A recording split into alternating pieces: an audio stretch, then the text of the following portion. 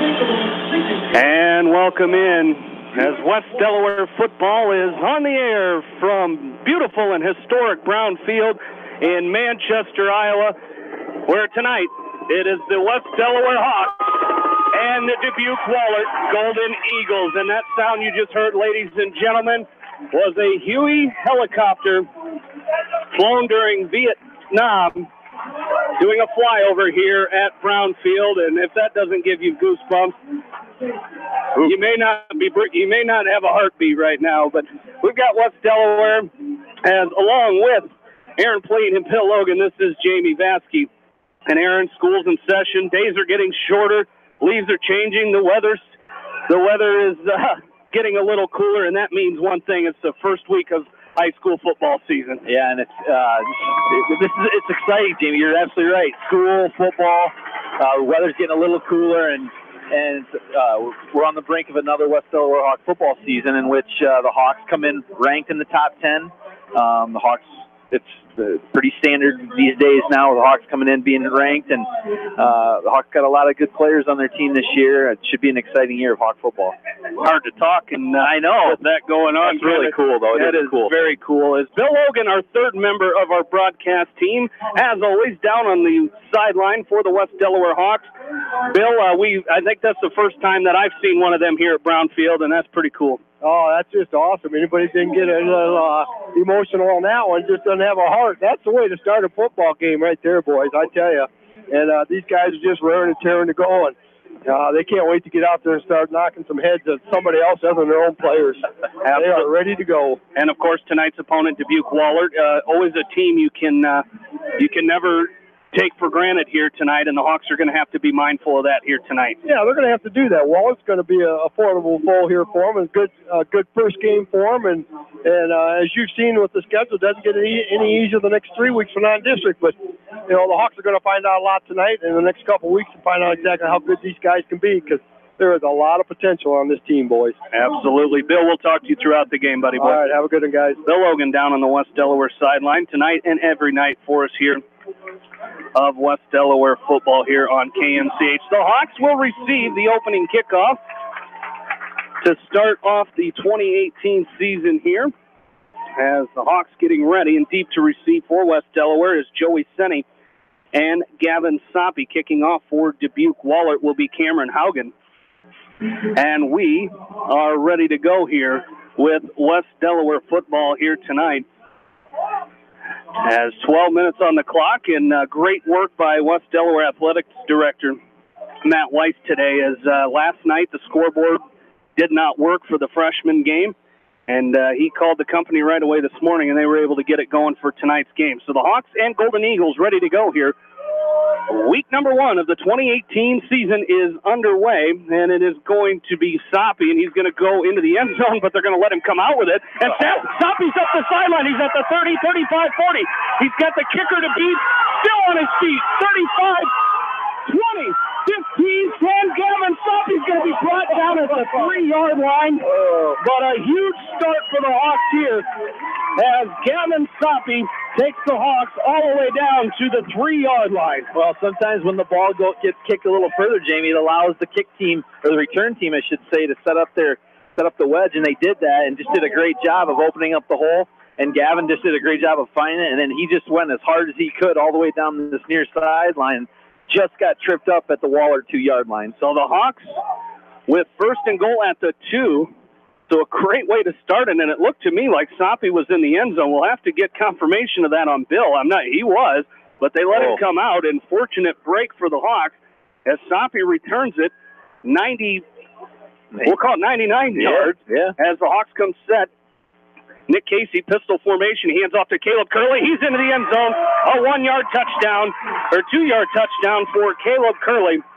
And just like that, 20 seconds into this ball game, the Hawks lead it 6-0.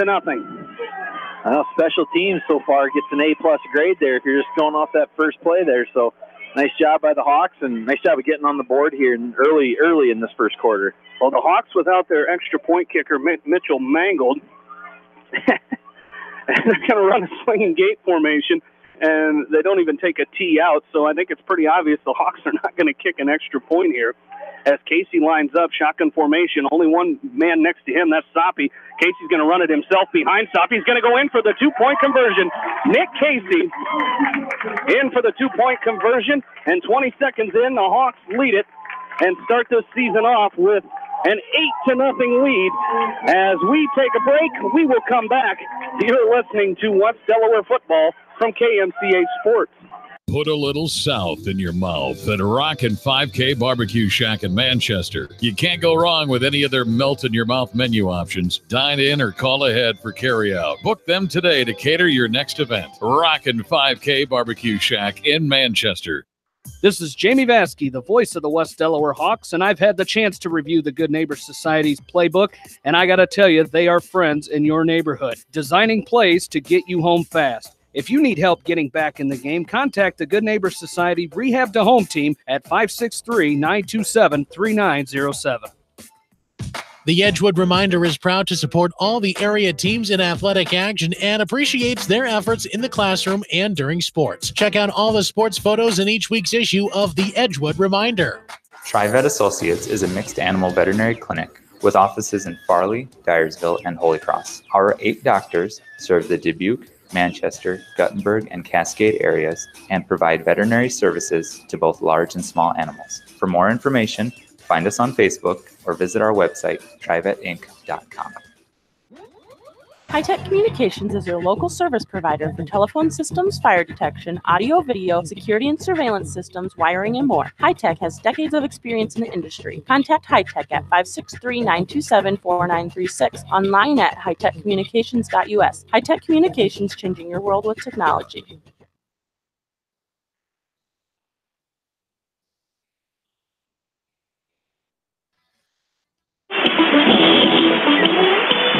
Back into Brownfield, Hawks lead 8-0.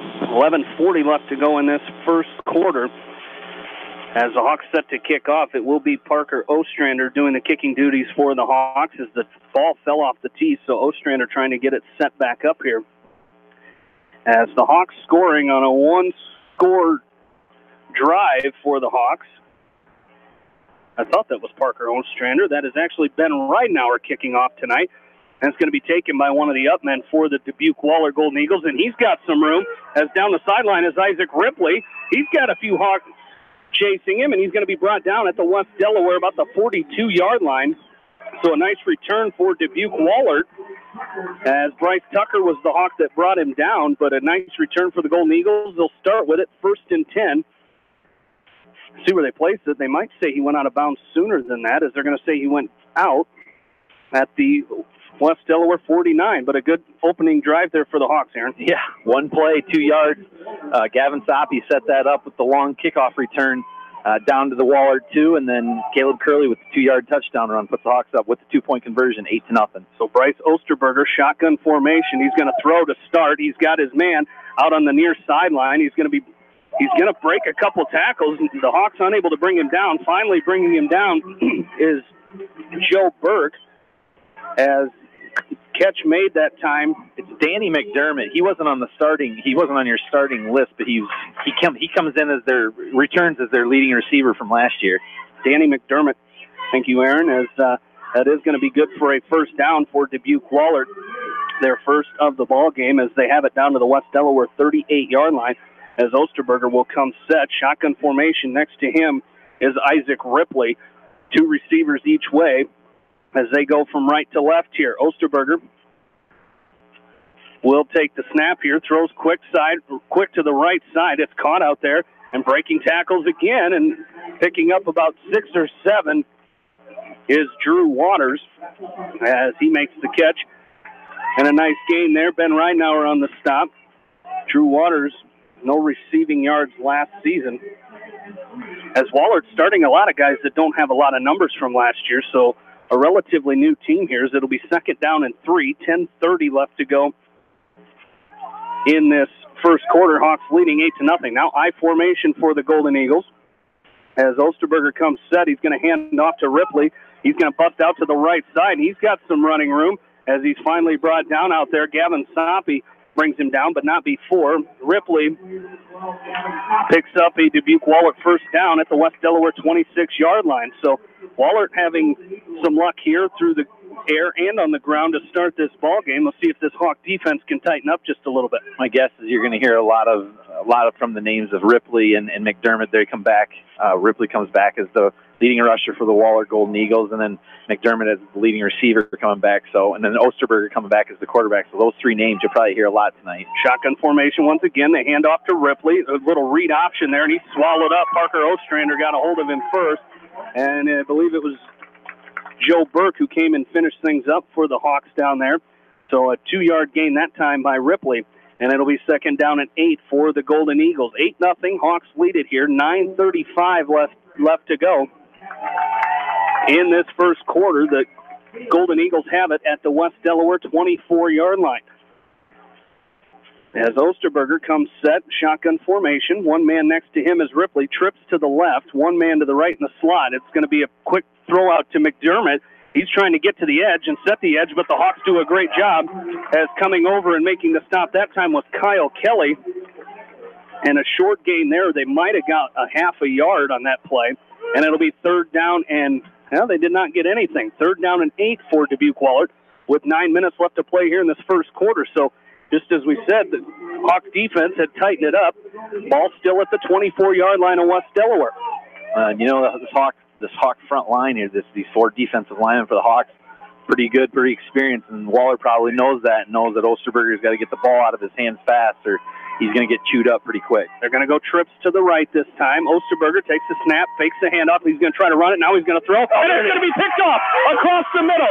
Making the catch is Tyler Traver, and the Hawks get their first interception of the year. Tyler Traver, the 6'2", 190-pound junior, gets the interception. The Hawks will take over first and 10 at their own 27-yard line. Yeah, and Traver just did a nice job of stepping in front of the pass. The receiver tried to do a slant through the middle of the field, and Traver did a nice job of reading it, stepping in front, picking it off, and returning it about 10 yards up to the Hawk 27. So just a nice play there. Nice defensive stand by the Hawks. Hawks come set, pistol formation. 2 receivers to the right, 1 to the left. The back is Curley. They give to Curley up the middle. Nice little hole, but it closes quickly as Dubuque Wahlert comes in, and making the stop for the Golden Eagles was Merrick Dixon. But it is going to be a gain of 3 yards for Caleb Curley, and it'll be second down and 7. Ball at the 30-yard line for the Hawks. That pistol formation, again, the Hawks are about, Nick Casey's kind of in a shotgun formation about 3 yards off the ball, and behind him a couple yards is Curley. And they hand off to Curley once again. He's going to get back to the line of scrimmage, but that's it. It'll be third down and 7 upcoming for the Hawks. And good defense as Dixon in on the tackle again there for the Golden Eagles. And the Hawks hurry back to the line. The fullback here is Jordan Brees. Let's see if the Hawks throw their first pass of this ballgame. Casey back to pass, has time. He's got a man wide open. It's going to be caught out there. Nice catch by Nick Bernal. And Bernal has enough for the West Delaware first down. So the Hawks move the chains up to their own 41-yard line. Yeah, nice job by Casey there, too. He had a couple options. He looked like he could have dumped it off to Brees, too, in the flat, but he decided to go with Bernal. He wanted to get the first down yardage. Got it through a strike, and Hawks keep chains moving. Shotgun formation for the Hawks. They hand off to Curley up the middle. He's got a nice hole. He's going to pick up about 4 yards up to the 45-yard line. As the Hawks with an 8-0 lead with 7:15 left to go in this first quarter. As Hawks have it second and 6 at their own 45-yard line. They come set in the pistol again this time. As Casey comes set, as he's going to hand off to Curley once again. He's got enough for the first down. He's going to cross midfield down to the Wahlert 43. He's going to be brought down out there by Isaac Ripley. And the Hawks have another first down here, first and 10 at the Golden Eagle 43. Yeah, nice job there by Caleb Curley of keeping the ball secured. It looked like Ripley was trying to go for the strip there, and he just hung on tight and got brought down, but not before he had first down yardage. As Casey comes set again, this time shotgun. They hand to Curley again, left side. He's got it at the 40, and he's going to pick up 3 yards to the Dubuque Wahlert 40-yard line, so second down and 7 upcoming. So a lot of ground and pound here to Caleb Curley early on. And it's probably not a bad idea too, Jamie. We're looking at the flag here in the north end zone. That thing's blowing right in the Hawks' face here on this possession. As the Hawks come set again, shotgun formation. The give to Curley once again. He slithers through a little bit of a hole. A penalty marker is thrown. Curley down to the 36. That would be a gain of 4, but we'll see what the penalty marker is as it came from our back judge. As that's going to be the bright spot for the Hawks is it's going to be holding against the Hawks, so that'll be their first penalty of the night here.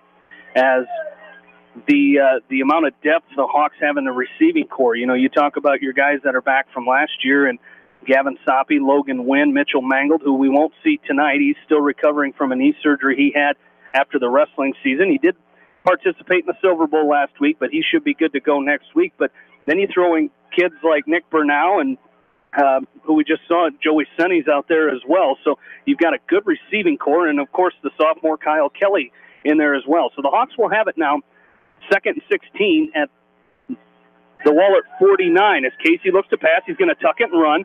He's going to get back to the original line of scrimmage where he's brought down out there by Charlie Skemp. So it'll be 3rd down and 10 upcoming for the Hawks. As our officials tonight, referee is Kent Sesker from Cedar Rapids, Matt Nost from Solon, Lauren Wood of Cedar Rapids, Fred Griffiths from Mount Vernon, and Matt Friday from Cedar Rapids. 3rd and 10 for the Hawks, trips to the right, one man to the left. Casey looks to pass, throws across the middle. He's got a man out there. It's tipped. Nice defense there, as coming up and knocking that ball down was Zach Warden, as he knocks that ball out before it could get to Kyle Kelly, and the Hawks look like they will go for it here. They have it 4th down and 10 at the Wahlert 43-yard line. We'll see. It looks like Casey may drop back and punt here, as that seems to be the case. Now quickly, Wahlert will send a man back as Casey will punt this ball away. Bennett Cutsforth was back there, and it's going to deaden. It's going to take a nice West Delaware hop. Soppe will pick it up at the Dubuque Wahlert 1-yard line. So it'll be 1st and 10 for the Golden Eagles at their own 1-yard line. Great punt by Nick Casey. Yeah, when that thing hit the ground, Jim, of course, we talked about the wind being in their face in this first quarter here for the Hawks. He got a good punt off, and once that thing hit, it hit about at the 2 or the 3-yard line, took that additional 1-yard, 2-yard roll, and pins Wahlert back as far as they could pretty much go here on their own 1. Not to mention the field conditions tonight. It has rained a little bit here today, as we're still trying to hold off this rain here tonight, as the Golden Eagles will come set. One man in the backfield. This is going to be, I believe it's Ripley. He's going to bring it out to about the 5-yard line, as it was Isaac Ripley, and making the stop for the Hawks defensively that time was Carson Petlin. As he gets out to the 5-yard line, it'll be a gain of 3. It'll bring 2nd down and 7. Hawks leading 8-0. 5 minutes left to go here in quarter number 1. This game opened with a bang, as Gavin Soppe with a 97-yard kick return down to the Dubuque Wahlert 2-yard line, and the Hawks scored on the very next play. As they give us to Ripley once again. He's busting through Hawk tacklers, but finally coming up and bringing down Isaac Ripley was Cale Rempe. After another couple-yard gain, they're out to the 7-yard line.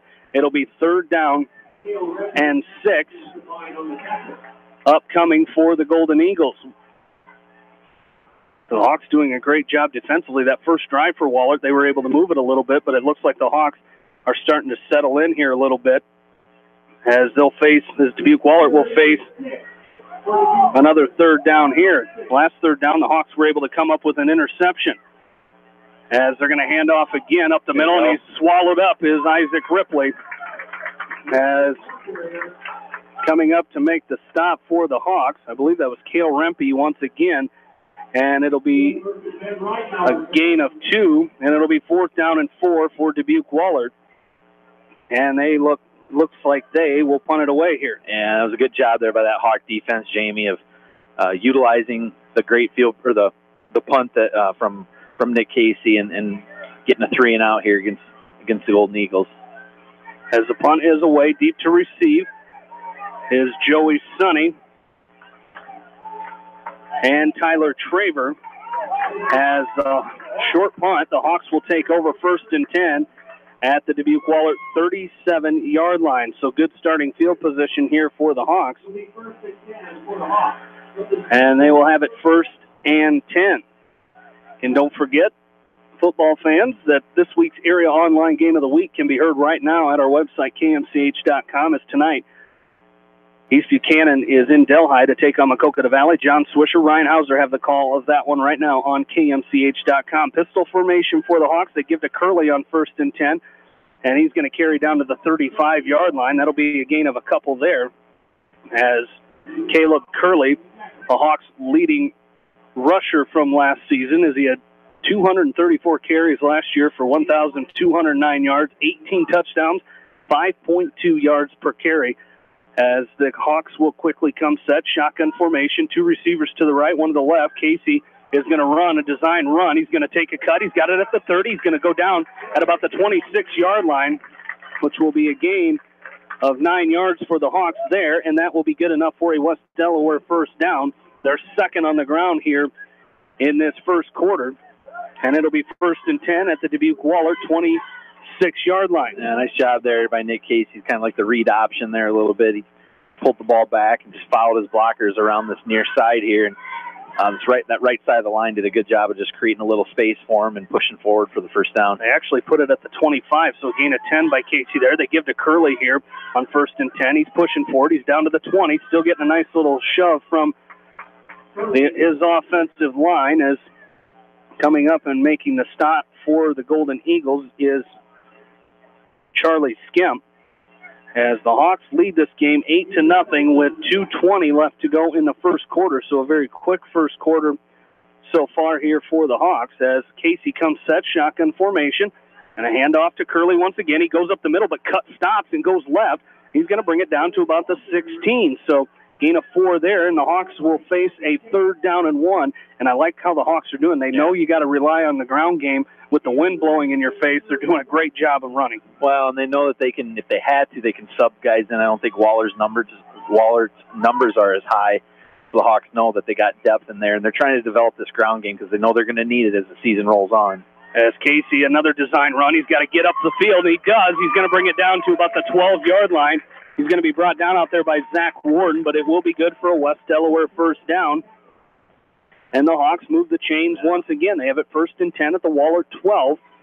Trying to punch one more score in here before the end of the quarter, which is a minute 40 away. As they look to the sideline, Coach Winkowich gives the play call. They give to Curley right up the middle, and he's met at the line. Nice stop there. As coming up and putting a big hit on Caleb Curley was Bryce Onstetter, who makes a nice stop there. A gain of a couple for Nick Casey as he gets down to the 10-yard line. So 2nd down and 8 upcoming for the Hawks. Casey comes set, shotgun formation. He looks to pass. He's got Kyle Kelly at the 5-yard line. He's got one man to beat, and he's going to be stopped down inside the 5. Isaac Walsh, with the stop there. And it'll be 3rd down and about 1 yard to go here for the Hawks. Yeah, that was a really good play there by the Wahlert secondary of stopping Kelly from getting in, because Casey put the ball right where Kelly needed it in order to turn it upfield and score. But nice stop there by Wahlert and forced the Hawks into a short 3rd and 2 here at the Wahlert 4. So here we go. Hawks need a couple to get a first down. They're going to go with the fullback and Brees, and they give to Curley. He's going to go in for the touchdown. Caleb Curley, his 2nd touchdown of the night, and the Hawks go up 14-0 here with 26 seconds left to go in the first quarter. Great drive there by the Hawks. It only started at the 37-yard line, but a very well managed drive there by the Hawks, as Chad Bishop will be on to attempt the extra point for the Hawks out of the hold of Gavin Soppe. And it looks like the Golden Eagles come across the line there. As I believe that is what it's going to be. We'll get our call from official Kent Sesker. It will be offsides against Dubuque Wahlert.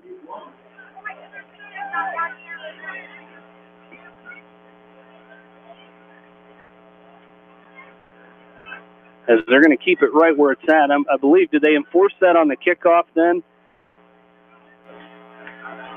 as they're going to keep it right there. It's going to be offsides. The Hawks are just going to decline that penalty, so they'll stay right where they're at and try the extra point once again here. As the long snapper here for the Hawks is Tyler Langle. Nice snap, good hold by Soppe as the kick is up and good. Chad Bishop sneaks it through, and the Hawks lead 15-0 with 26 seconds remaining here in quarter number one. We will take a break and come back. You're listening to West Delaware football from KMCH Sports. West Bend's home and highway policy provides you with one policy, one bill, one deductible, and one agent, all with no hassle and a portion of your annual premium back in cash if you don't have a claim. To find out more, contact your local West Bend agent, Eric Smith, at Parrott Insurance in Manchester at 927-2791. Are you looking for great food and a unique atmosphere? Then make Okoboji Grill your next lunch or dinner destination, or enjoy 2-for-1 happy hour every Monday through Thursday from 4 until 6 p.m. That's Okoboji Grill, 1749 Golf Course Boulevard in Independence. Okoboji Grill, where good friends meet. Whether a door needs replaced or building a new home, let S&R Construction of Masonville take care of you. S&R Construction is the expert in home improvement projects, gutters, siding, garages, remodeling, new home construction, and more. Call Steve Fetland today at 319-361-0638 for a free quote.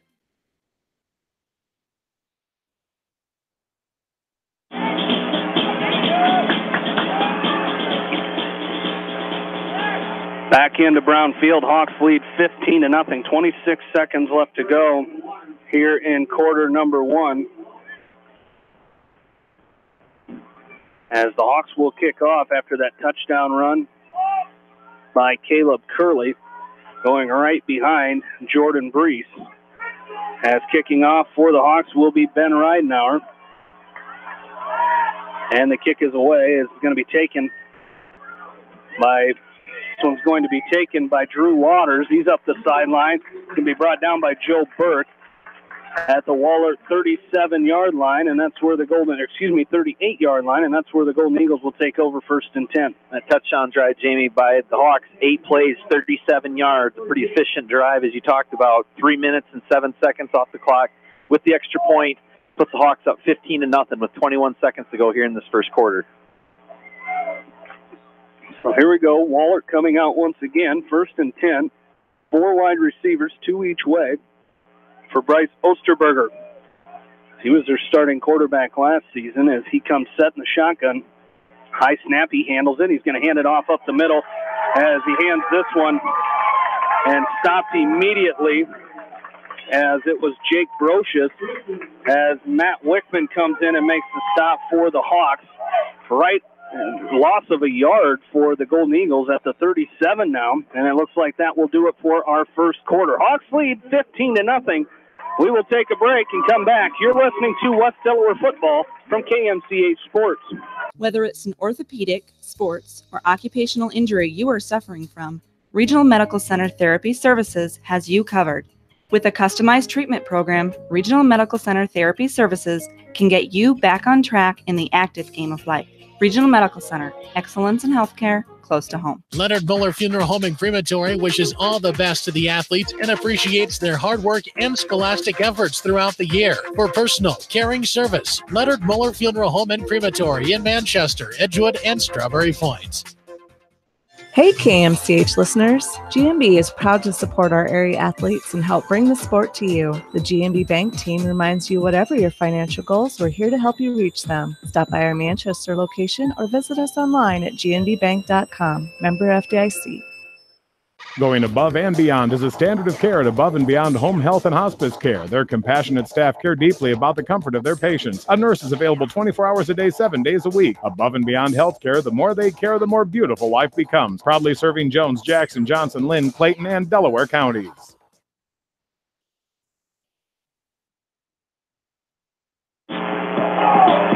Back into Brown Field, second quarter underway. Hawks leading 15-0. Bryce Osterberger comes set. He's going to throw a quick pass. He fakes it and takes it himself. He's going to be met in the middle. Wow, a good hit there by Ben Ridenauer and Cale Rempe after a gain of about 3 yards for the quarterback, Bryce Osterberger, as Osterberger last season was 62 of 151 for 885 yards, 7 touchdowns, and 9 interceptions. as rushing the ball is 27 carries for minus 60, so no touchdowns on the ground for Osterberger, and he's already off to a bad start this year. He's got 1 interception already in this game. 3rd down and 8 here for the Golden Eagles as Osterberger comes set again. He looks to his right. He's looking to pass, going to go down the middle, and that's going to be picked off. Joey Sonny.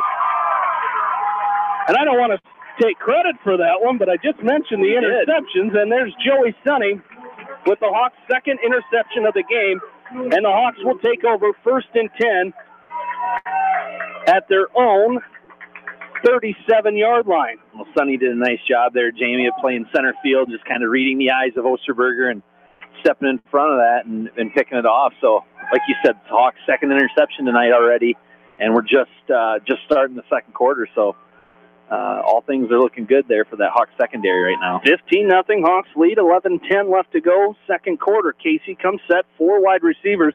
Now with the wind at his back, we'll see how much the Hawks want to pass. He's looking for Soppe. He's got him at the 48 of Dubuque Wahlert. He cuts back. He's going to be tripped up at the 45-yard line of Dubuque Wahlert. Coming up and making the stop for the Golden Eagles was Bennett Cutsforth, and the Hawks have 1st and 10 at the Wahlert 45. A nice job there by Soppe of looking the ball into. He was wide open. All he had to do was catch it and run it up, and he did. And Soppe's having himself a really good 1st quarter here if you take the kickoff return and then that pass right there. Fake to Curley. Casey keeps it himself. He's up the middle. He's going to be tripped up at about the 35-yard line. That's going to be real close to a 1st down. We'll see where they spot it, as it looks like a gain of 10, and they may make our chain gang run all the way. And nope, he's going to give him the 1st down. He's being nice to the chain gang to start the night off, as it'll be 1st and 10 for Dubuque Wahlert, or for West Delaware at the Dubuque Wahlert 35-yard line.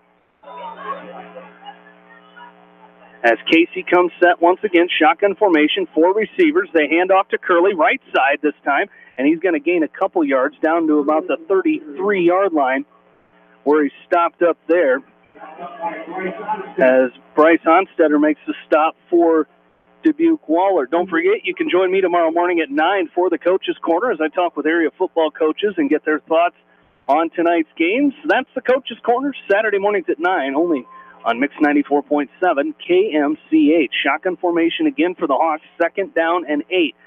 Casey makes the handoff to Curley, throws across the middle. He's got Joey Senni down to the 20-yard line as he's brought down out there by Isaac Ripley. But it's Joey Sonny with another West Delaware 1st down through the air, their 3rd of the ball game, and the Hawks have it 1st and 10 at the Golden Eagle 20-yard line. And you can see that West Delaware balance that the Hawks try and do, Jamie, and Coach Wink loves to have that balance. You can see him running and throwing it with pretty good efficiency right now.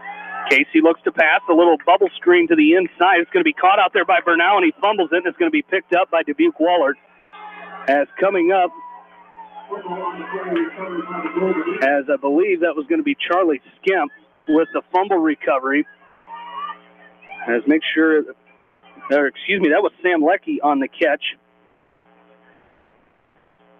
As Sam Leckie with the catch, and he put the ball on the ground, and Charlie Skemp picked it up at the 13-yard line, and that is where Dubuque Wahlert will take over 1st and 10. So the first turnover of the game for the Hawks, as Osterberger will now come set 1st and 10. 9:35 left to go, 2nd quarter. Hawks lead 15-0. They hand off left side, and refusing to go down is Brocious, as Jake Brocious, the ball carrier that time, as Carson Petland makes a stop for the Hawks after no gain. It'll be 2nd down and 10. Great job as Brocious tried going laterally and was unable to get make up any ground there. And it'll be 2nd down and 10 as Brocious in. We have not seen Isaac Ripley on the offense in a couple possessions here, as looking to throw, and it's going to be incomplete, but they're going to throw a flag. Pass was intended that time to Danny McDermott. Yep. And it was Tyler Traver on the coverage. Looked like it was a clean deflection, but it looks like they're going to get Traver on the interference call.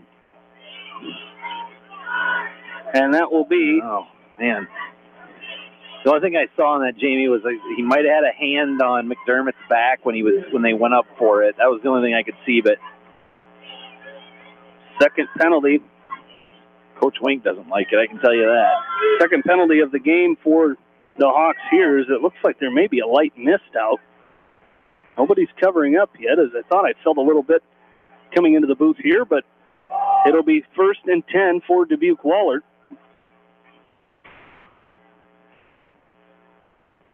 On the pass interference, they give to Brocious off to the left side. He's going to cut back at about the 30-yard line, and he's going to be brought down out there. As making the stop for the Hawks was Matt Wickman. Make the stop there for the Hawks, and it'll be 2nd down and 7. He is 3 on the play, makes it 2nd and 7.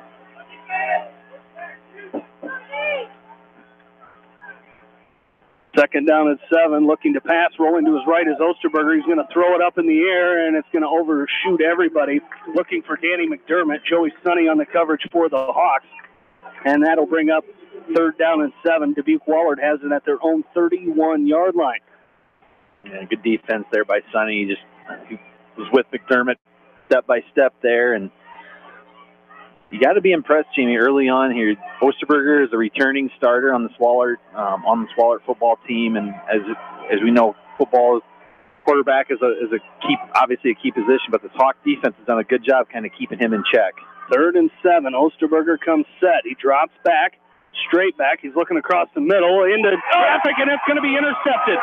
3rd interception of this game for the Hawks, and it's Cale Rempe making the interception for the Hawks.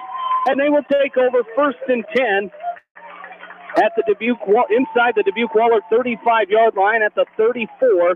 Hawks take over. They lead already 15-0. 8:04 left to go in this second quarter. Great ball awareness again by the Hawk defense. This time it's Cale Rempe. I wasn't sure who tipped it. Did somebody tip it at the line? I didn't see it. Yeah. Somebody did, yeah. Somebody got it at the line, and then Rempe, like you said, great awareness, looking for the ball up in the air. He found it and caught it, and puts the Hawks here in business at Wahlert 34. Empty backfield for Casey as he looks to throw. He's going deep and almost intercepted, but it's going to be caught by Caleb Curley off the deflection of Joey Sonny. Joey Sonny and Zach Warden collided to try to catch that ball, and it deflected back into the arms of Caleb Curley, and it's good for a West Delaware 1st down. So the Hawks move the chains here. They're down to the Wahlert 24-yard line, a gain of 10. As they come set again, shotgun formation, trips to the left for Nick Casey. Beside him is Caleb Curley, one receiver to the right. Quick pass out to the left. It's Lucky again. He dropped it. And he dropped it. That's going to be incomplete. An incomplete pass as he didn't have possession of it. And it'll be 2nd down and 10. Score update from Cascade tonight, as the 6th-ranked Cougars of Cascade lead Monticello 14-7 after 1 quarter.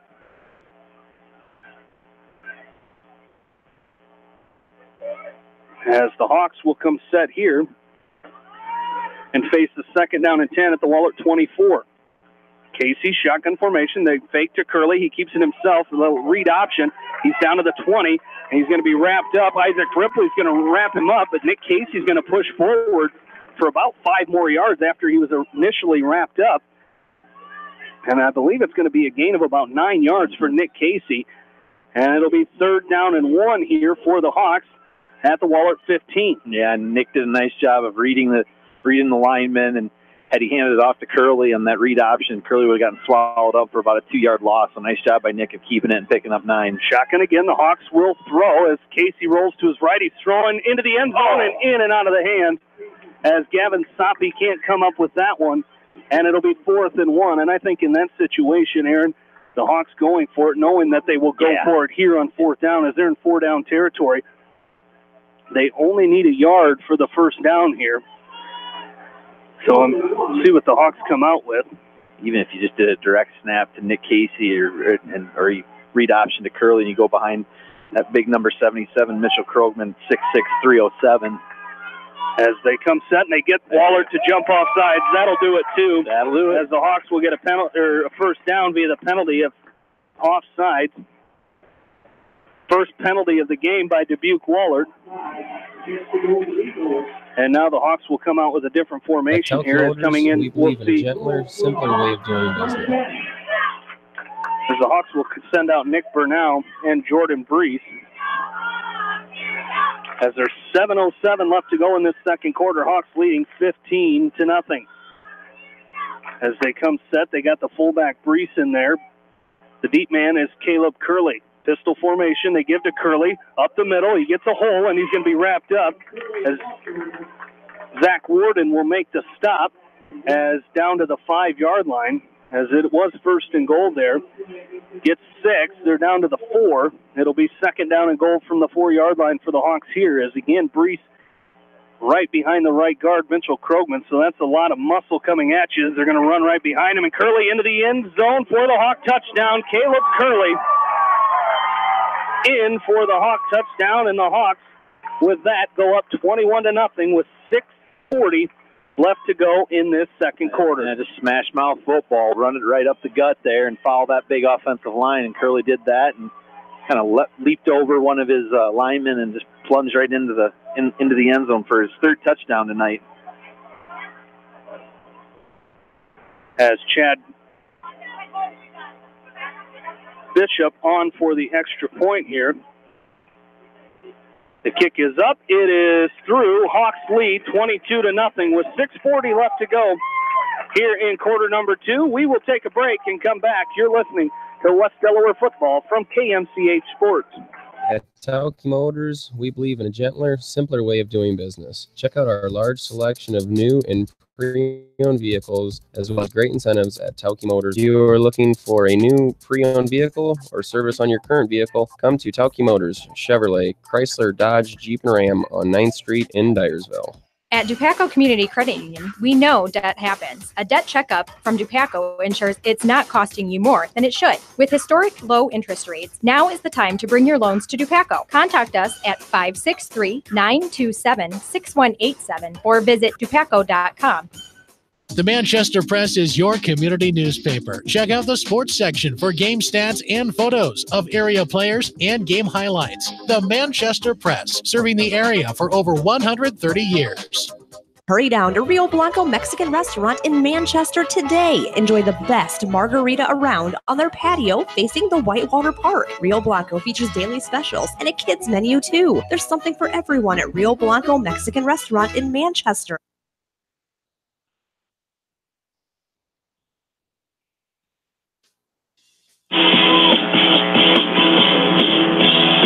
Back in the Brownfield, Hawks leading 22-0 with 6:40 left to go. Here in quarter number 2 as Ben Ridenauer set to kick off for the Hawks. Deep to receive for the Golden Eagles is Danny McDermott and Drew Waters. As Waters will watch this one go out of bounds.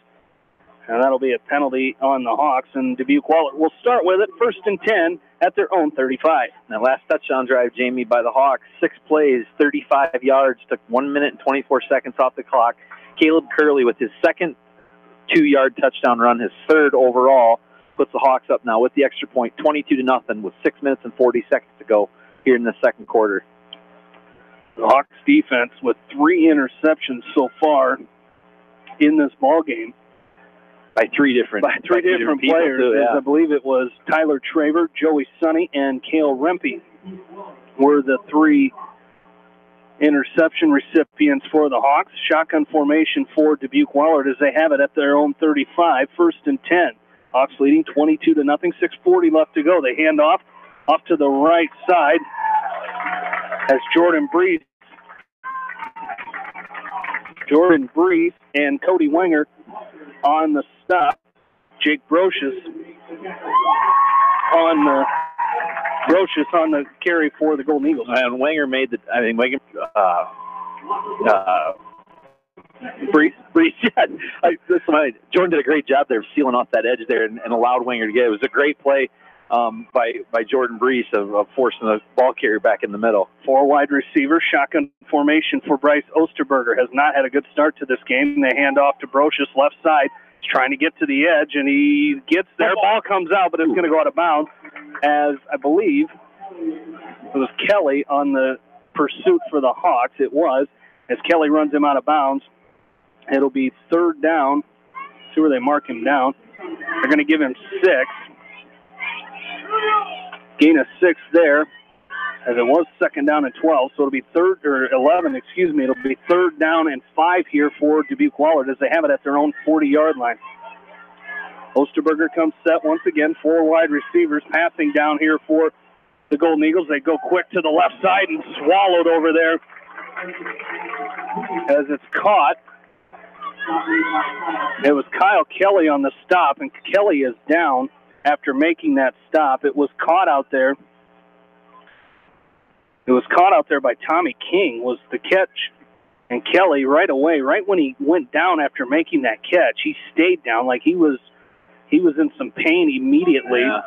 So Kyle Kelly down on the field right now for the Hawks. So hopefully he's okay, as the Dubuque Wahlert trainer right there to tend to him until Jason Knowles and Josiah Polito ran across the field. We got to thank them for their service again this year, as Josiah from Physical Therapy Solutions, Jason Knowles from his chiropractic office here in Manchester, as we appreciate those guys roaming the sidelines as the Hawks trainers for another season here. So Kelly will come out of the game. It'll be 4th down and 4. And a long 3. We'll call it 4th and 3 here for Dubuque Wahlert coming up. As we'll see what they do here, as it looks like they're going to punt. McDermott is back to punt. Deep to receive for the Hawks is going to be Joey Sonny, and Tyler Traver. Now Traver's going to come up as an extra man just in case they try to fake here. So Joey Sonny, the lone deep man for the Hawks here on this punt. As McDermott awaiting the snap here, as they will punt it away. Sonny is, this one looks like it's headed out of bounds. It's going to go, but it bounces back in. We talked about that wet surface down there. It looked like it was going to go out of bounds, but it bounced just on the hash marks on the far side of the field and bounced straight back into the middle of the field to the 21-yard line, and that's where the Hawks will start with it, 1st and 10, as they lead here 22-0, just under 5 minutes remaining here in this second quarter. Don't forget, coming up at halftime, we will have a couple guests, as Bob Morris, the West Delaware freshman coach, caught up with him after their 53-12 win over Western Dubuque last night. Since we did not have a sophomore game here tonight, we'll talk to Bob Morris about their win last night. And then tonight's honorary captain, Bill Williams, will join us as well. As Casey comes set, 1st and 10, he hands off to Curley up the middle. He's got it at the 25-30. Going to be tripped up at about the 33-yard line. As coming up with the stop that time for the Golden Eagles was Charlie Skemp, but that'll be a 1st down for the Hawks. They're 6th on the ground so far in this game. I just got the thumbs up. I'm paying attention. Bill gave me a thumbs up because I was right. 1st and 10 at the 33. They give to Curley once again. He's up the middle. He's going to have another 1st down up to the 45-yard line, as the Hawks just putting the hammer down right now is making the stop for Dubuque Wahlert. That time was Bryce Onstetter. Well, you wonder, too, you're kind of getting into the latter stages of the second quarter, and that Hawk running game is starting to gain some traction here, and you're wondering if these big linemen for the Hawks are starting to lean on Wahlert a little bit more, starting to tire those guys out. So nice job there, too, by Caleb Curley of following the blockers and just taking what the defense is giving him and picking up big chunks of yardage. As they're going to hand off to Curley once again, right up the middle. He's got some room at the 45 of Dubuque Wahlert, still pushing forward. They had to drag Caleb Curley, but he comes up. Onstetter that time it was Lucas Topping coming from that defensive line, just grabbing on to Caleb Curley and holding on for dear life, but Curley picks up another 1st down to the Wahlert 39-yard line. So the Hawks quickly come set, trips to the left, throw a quick pass out to Soppe left side. down inside the 40, 35, 30, still on his feet, and he's going to finally be brought down at the 26-yard line. Is Gavin Soppy, and now he's down on the field. Making the stop was Bennett Cutsforth. So hopefully Soppy's okay. It's that early season cramping. As Soppy down with a cramp, trying to work it out himself. There's Jason Knowles. He's going to come out. So they're going to work that out of Gavin Soppy, and that's what's scary is he had that shoulder injury last year in a game where he dove for a wide receiver and popped his shoulder out of place. And I know it's happened since. It's one of them things he's learned how to put it kind of like Lethal Weapon. What's Mel his name? Gibson. Yes, Riggs. Oh, Martin Riggs. There you go. Riggs puts his shoulder out and he can pop it back in. As Gavin's kind of learned to do that himself, but luckily not the case here tonight. As Soppy, I believe he picked up a first down on the play as well. So nice job there by Gavin Soppy, the Hawks' 5th passing first down of the game. 2 for 2. And I believe you and Bill are being really nice to each other tonight. A lot of thumbs up. And I think there's one by penalty too that I should mention. And Bill's so proud of me. You know what it is? It's these new glasses, Bill. I don't even need my binoculars. But I can read the numbers this year because they're so clear. It's new year, new me, man. So it'll be the year of Jamie. Yeah, I'll bet you'll be able to read on the 1st and 10 on the measurements from up there and how to this. Now we're going to make that a competition as if we need more of that. 1st and 10 for the Hawks. As Soppy's okay, he goes over to the trainer's table to get that cramp worked out. They pitch to Curley this time, and he's in trouble. He's going to go down at the 30. That's going to be a loss of 4 on that play. As Bryce Onstetter, we've called his name a lot here tonight. He's all over the field defensively for the Golden Eagles. Good-looking linebacker there for Wahlert. Absolutely is Onstetter. No defensive stats last year. He's a junior this year. Yep. 6 feet, 175, and he's moving really well. So 2nd and 14. Casey looks to pass on 2nd down. He's going to go deep. He's going looking in the end zone. He's got a man and in and out of the hands of Nick Bernal as he had it just out of his reach. I think if you ask Nick Bernal, he's going to say he should have had that ball, but nonetheless, it falls in complete, and it'll be 3rd down and 14 for the Hawks. 3:06 left to go, 2nd quarter. Hawks leading 22-0. Well, Nick Casey threw that ball, Jamie, right where only Nick Bernal was going to get it. Bernal had at least a step, maybe a step and a half on his defender, and Nick just threw a beautiful ball, and unfortunately, Bernal couldn't come down with it. Casey looks to pass. He pump fakes once. He's got a man wide open. He can't find him, but Joey Sonny's across the middle and into the end zone for the Hawks touchdown. Nick Bernal was wide open on the near sideline as Casey was under pressure, but he found Joey Sonny across the middle, and he goes in for the touchdown. A 30-yard touchdown pass from Nick Casey to Joey Sonny, and the Hawks go up 28-0 here. Yeah, he had options there. He had, like you said, he had Bernal down the near side of the field here, and then he had Sonny cutting across the middle and just found him and threw a beautiful ball and puts the Hawks up now 28-0 pending the extra point.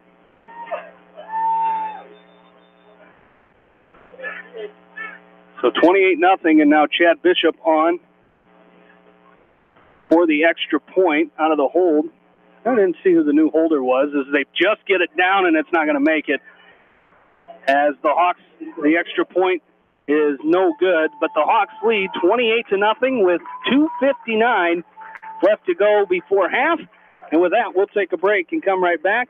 You're listening to West Delaware Football from KMCH Sports. Newhouse Construction and Concrete is proud to support all our area athletes. Give Phil a call at 927-5178 for your commercial, ag, or residential projects, or visit newhouseconstruction.com. Newhouse Construction and Concrete turns design into reality.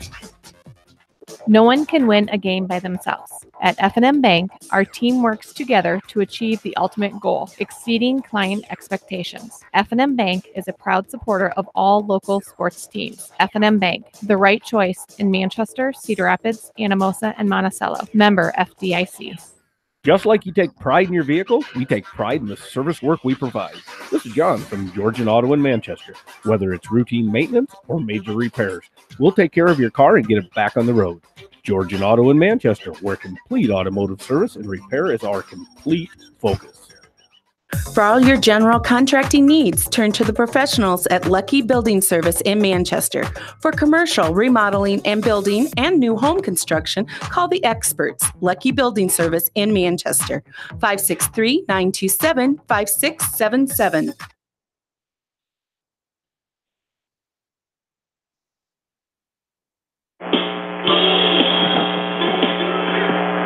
Back into Brownfield, Hawks leading 28-0 with 2:59 left to go in this second quarter as Hawks set to kick off. And now a new kicker for the Hawks is, see who the new kicker is for the Hawks. It's Jared Voss. J-Rod with the kickoff that time.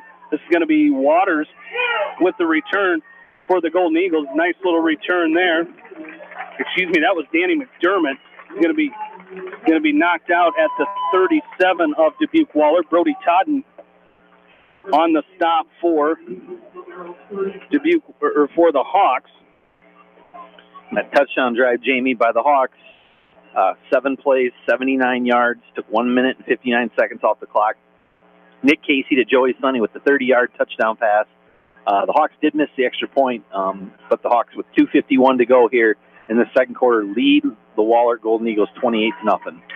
Here we go. The Hawks, or the Golden Eagles again. The miss, just enough of a miss, as Bill said during our last break, is they're going to hand off. Here's Ripley again. We haven't seen him in a while, and he's going to go off to the left side, and he's going to be brought down as the Hawks all over that one. Matt Wickman on the stop for the Hawks.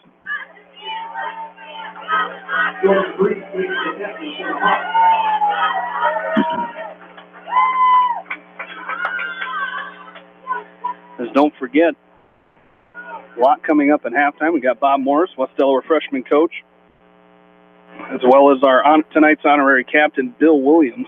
I'll tell you about him before we get to halftime here. As McDermott comes set, 2nd down and 9 after a gain of 1 by Ripley. As they're going to throw it, Brees is going to eat him up. There he is, Jordan Brees, unblocked, sacks the quarterback, Osterberger. Ooh. You could see it coming, and you knew he wasn't going to go down real soft, as Brees off the corner leveled Bryce Osterberger back to the 31-yard line. Loss of 7, and it'll be 3rd and 16 for Dubuque Wahlert. Osterberger pump faked like he was like the receiver was going to do a stop and go, and you knew once he pump faked and brought the ball back down, you could see Brees come on this near side and come around the end, and just Osterberger just didn't have a chance. So now a passing situation for Dubuque Wahlert. As Osterberger looks to pass, he's going to throw down the sideline. He overshoots everybody as he was looking for Nick Bandy out there, as Tyler Traver on the coverage for the Hawks there, and it'll be 4th down and 16. We mentioned our honorary captain tonight is Bill Williams, as Bill played as a pulling guard for the West Delaware football team. And if you look at the brick wall when you come in, it says Bill Williams, one hard-nosed lineman, and that was a name given to him by former coach Bob Reed.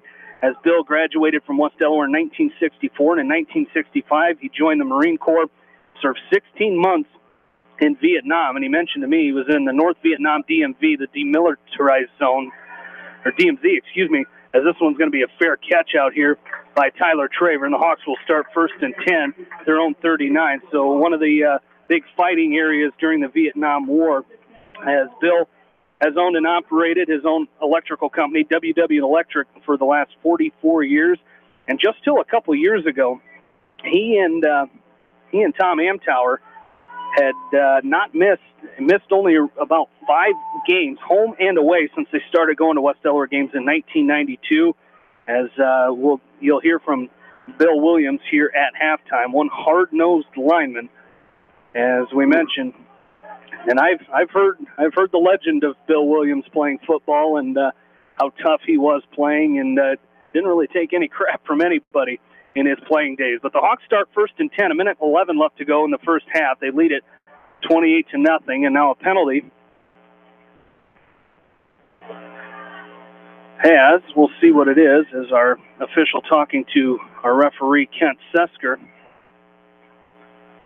as it will be illegal procedure against the Hawks.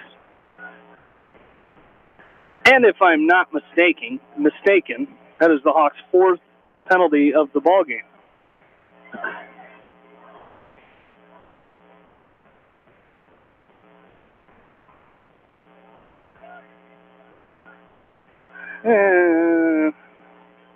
I know they declined a penalty. I'm not sure.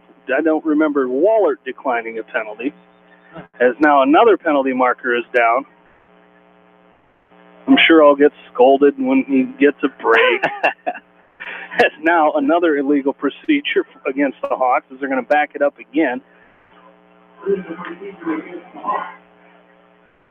As in will now be 1st down and 20 as they're going to back it up to their own 29-yard line. Minute 10 left to go here in quarter number 2. The Hawks again with that 28-0 lead. Nick Casey still haven't been able to run a play this series. As Casey, shotgun formation, he's going to run it up the middle, and he's swallowed up by that defensive line of Dubuque Wahlert. And that time it was Merrick Dixon who makes the stop, and the Hawks are going to lose a yard there back to the 28-yard line. So 2nd down and 21 as the game clock under a minute now. So I believe the Hawks are just going to go into halftime and be comfortable going into halftime with a 28-0 lead as Casey comes set. He does look to throw. He steps up, got plenty of time. He throws across the middle, undershoots his intended receiver as he was looking out there, looking for Nick Burnell as it was underthrown, and it'll be 3rd down and 21 for the Hawks. 39 seconds left to go here in the first half. You know, just looking at the first half, Jamie, there isn't a whole lot that didn't go right for the Hawks in that first half. The defense played really, really well. Obviously, throwing a shutout here in this first half, and then you take into account special teams, the opening kickoff by Gavin Soppe, the long return, and then this offense has put up, 4 touchdowns. So all in all, pretty good first half in the first game of the year for the Hawks. And we're going to get our first time out of this first half with 39 seconds left to go in the second quarter. We will take one as well, and we'll be back right after this from KMCH Sports. So you may not wear glasses or contacts, but how do you know if you're seeing your best or if your eyes are healthy? Why not be proactive and get your eyes examined? Dr. Daniel E. Mersch and his professional staff at Manchester Family Vision can help. Manchester Family Vision Center on West Main, where clear vision begins with healthy eyes. As your American Family Insurance agent in Manchester, I'm looking out for what matters to you. Even when nothing's wrong, this is Tad Mormon, agent. Call me at 563-927-3586, and let's talk about your insurance needs today. American Family Insurance, Tad Mormon Agent, 106 East Main Street, Manchester. Contact me, Chad Frazier, at BC Land Services in Earlville for all your maintenance projects such as tree removal and trimming, small dirt work projects, lawn seeding, and more. BC Land Services is fully insured and licensed. Contact me at 563-590-8074 or on Facebook. And best of luck to all area athletes and coaches. This is Sarah from It's So Me Boutique in downtown Dyersville, inviting you to stop in, look around, and let us assist you in finding the perfect outfit for any occasion. We offer fashion-forward trends for women, including plus sizes, baby clothes, shoes, and fun accessories to complete any look. It's So Me Boutique in the heart of downtown Dyersville. And check out our Facebook page.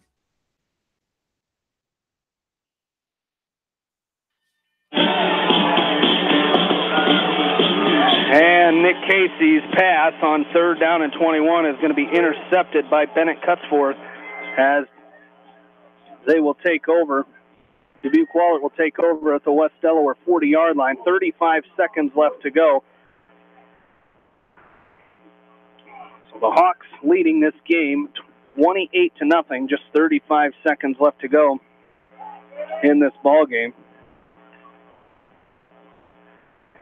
As we'll also have a scoreboard update for you at halftime of our area games in action. As Bryce Osterberger comes set, he sends McDermott in motion, shotgun formation. So now 3 receivers to the right for Dubuque Wahlert. Osterberger looks past. Here comes Brees again, hit as he throws, and it's going to be incomplete. Overshot his intended receiver, McDermott. Joey Sonny on the coverage. As Osterberger, another hard hit from Jordan Brees. But that pass falls incomplete, and now it'll be 2nd and 10 at the West Delaware 40-yard line. Area scoreboard. No, we usually do our Hawks in the NCAA segment. but none of those games, they all get underway next week. But we do have might have a new addition, a Hawks in the NFL segment, as Adam Rest playing for Tampa Bay tonight. We'll tell you about that here in just a little bit as well. 29 seconds left to go, second 10. Quick pass out to the right side. It's caught by McDermott. Nice blocking on the outside by Dubuque Wahlert. McDermott gets out of bounds at about the 30-yard line as Joey Sonny runs him out of bounds at the 29. It will be good for a Dubuque Wahlert first down. And for Wahlert, just their fourth first down of the ball game. I think that a couple of those in their first possession of the game too. So again, just reaffirms what the Hawk defense has been doing tonight in this first half of really not allowing a whole lot to this Wahlert offense. This will be first and 10 for Dubuque Wahlert at the Hawk 29-yard line. 22 seconds left to go. Hawks leading 28-0. Osterberger looks to pass, quick pass, right side. It's going to be caught out there and run out of bounds again. This time it's going to be Tommy King. Running him out was Brody Totten at the 22-yard line.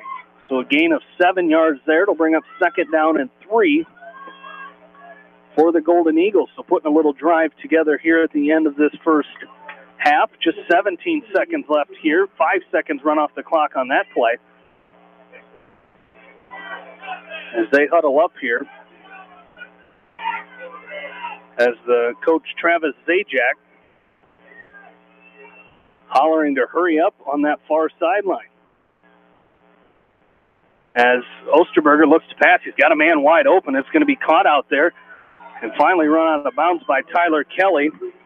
It was Isaac Walsh with the catch that time, as Walsh with 2 catches for 31 yards last season, and that's good for a Wahlert first down, and it'll be first and goal for the Golden Eagles right at the West Delaware 10-yard line.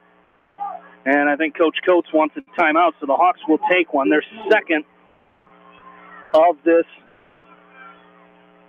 second quarter, and second within, you'd think it was a long time ago. There's only 29 seconds ago they called their last one. As mentioned, Coach Zajac, Travis Zajac, in his 6th season at the helm for Dubuque Wahlert. He has a record of 18-29.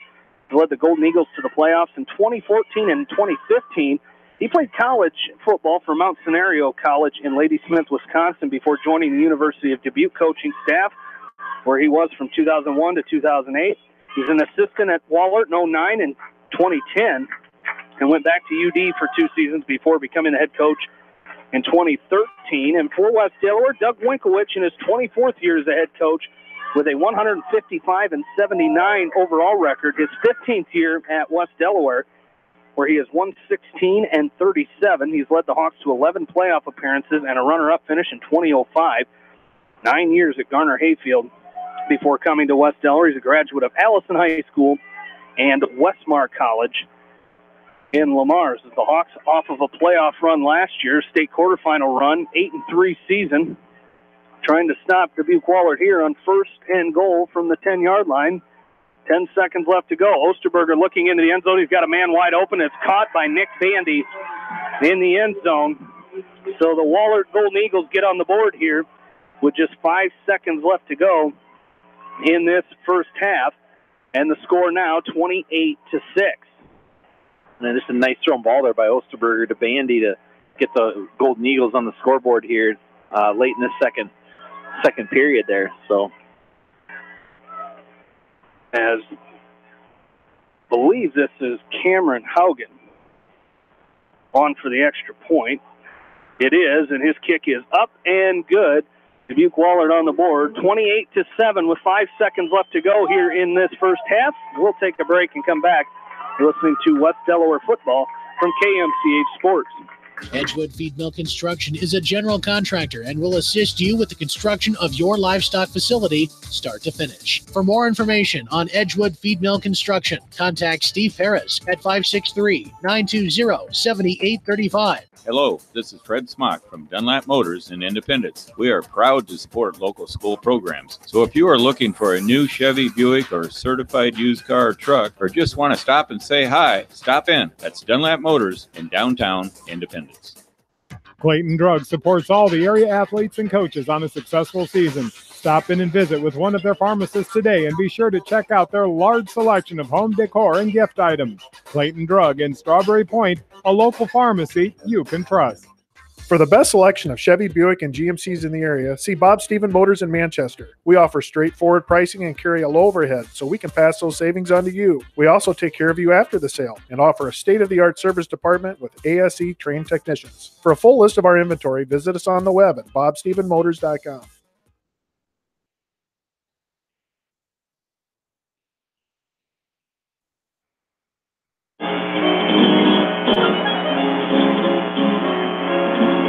Back into Brown Field, 5 seconds remaining in this second quarter. West Delaware leading 28-6. As we welcome you back into Brown Field, Jamie Vaskey, Aaron Pleen, and Bill Logan. As Cameron Haugen will kick off. Here to probably end this first half, the Hawks will kick off to start the second half. As Haugen's set, deep to receive for the Hawks is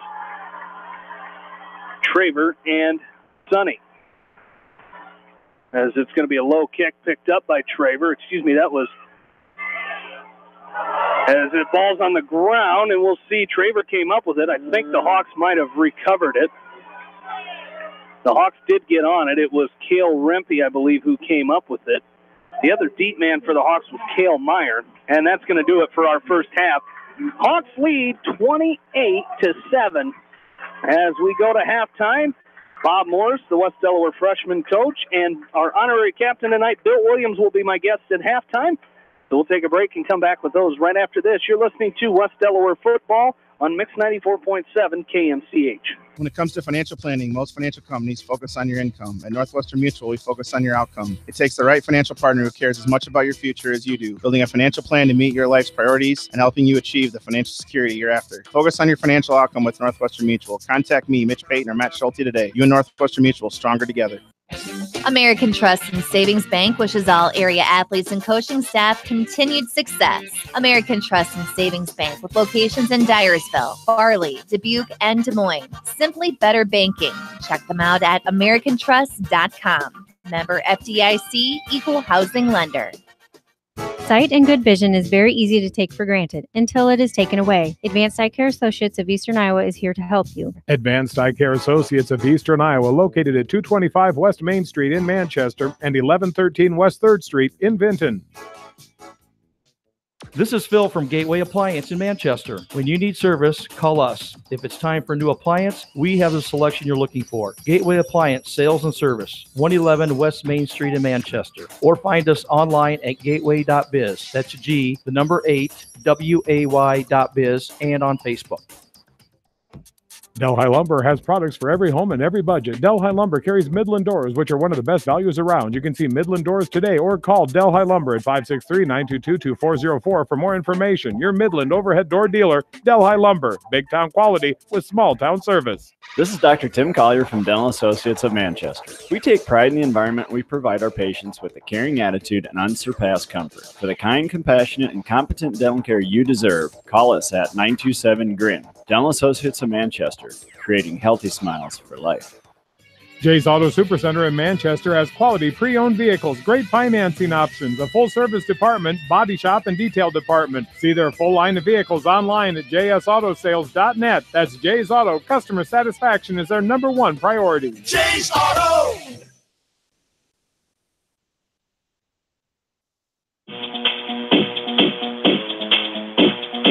And welcome back in here to halftime. Jamie Vaskey back along with you, and joining me is West Delaware freshman head coach Bob Morris. And Coach, you guys played Thursday night and took on a Western Dubuque team. And normally when you guys play Western Dubuque teams, especially on the first night out, it's usually a dogfight. And it kind of looked like it was going to be like that early as they went right down and scored. But your guys answered very well in a 53-12 victory on Thursday night at Brownfield, and just a good way to get the season started. Yeah, thanks, Jamie. And you're exactly right. When we play West Dubuque, we've always been it's 14-6 or 14-12, like that, and win or lose. And we haven't had a lot of luck against them the last 2 or 3 years. And started out that way again with them guys scoring quick.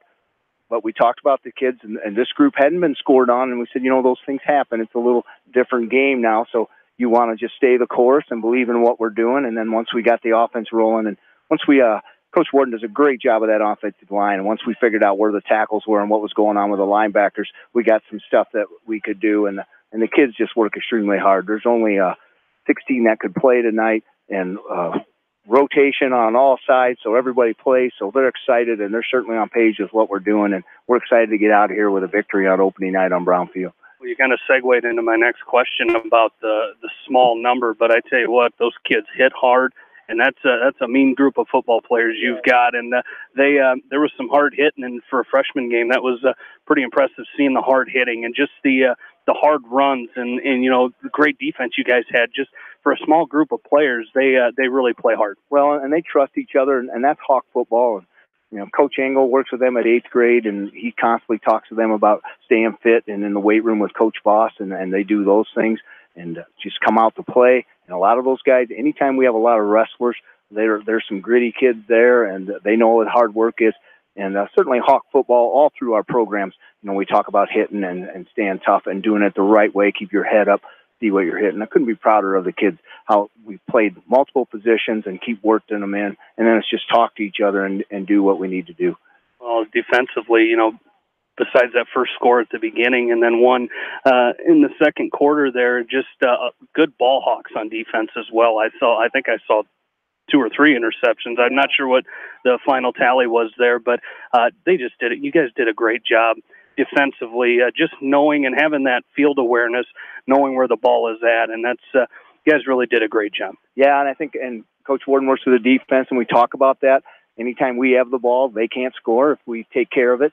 And certainly the defense did a great job of that. One of the biggest things for freshman football is teach the D-backs, because at the 8th grade level, teams don't throw a lot, and when they do, they're usually sacked with an aggressive team like that. So I thought all our coaches did a great job through our camps and through our 2-a-days and just paying attention to what the difference of cover 4 and cover 2, who you have, and then when you recognize run, get up there and make a play. And the D-backs did a great job for us and all that.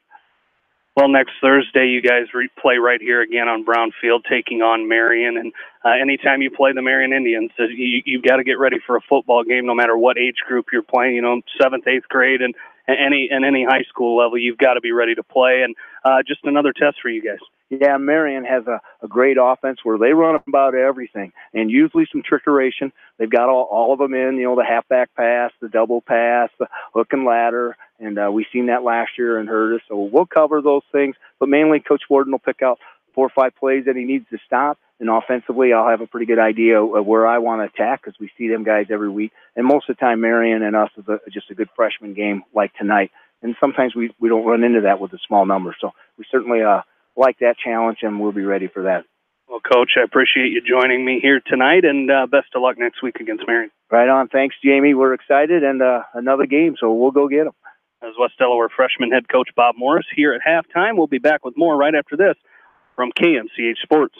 This is Jamie Vasky from Don & Walt LLC, your independent Lennox dealer in Manchester. For residential or commercial plumbing, cooling, and heating needs, and top-quality Lennox furnaces and air conditioners, see Don & Walt LLC on East Main Street, Manchester, or call 927-2232.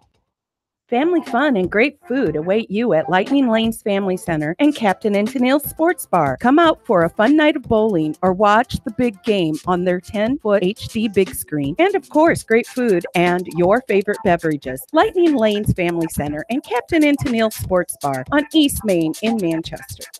Farmers Savings Bank proudly supports all area athletes and their coaching staff. For all your banking needs, visit them in Colesburg, Elkport Garber, Strawberry Point, Arlington, and Aurora, or online at farmersavingsbank.com. Member FDIC.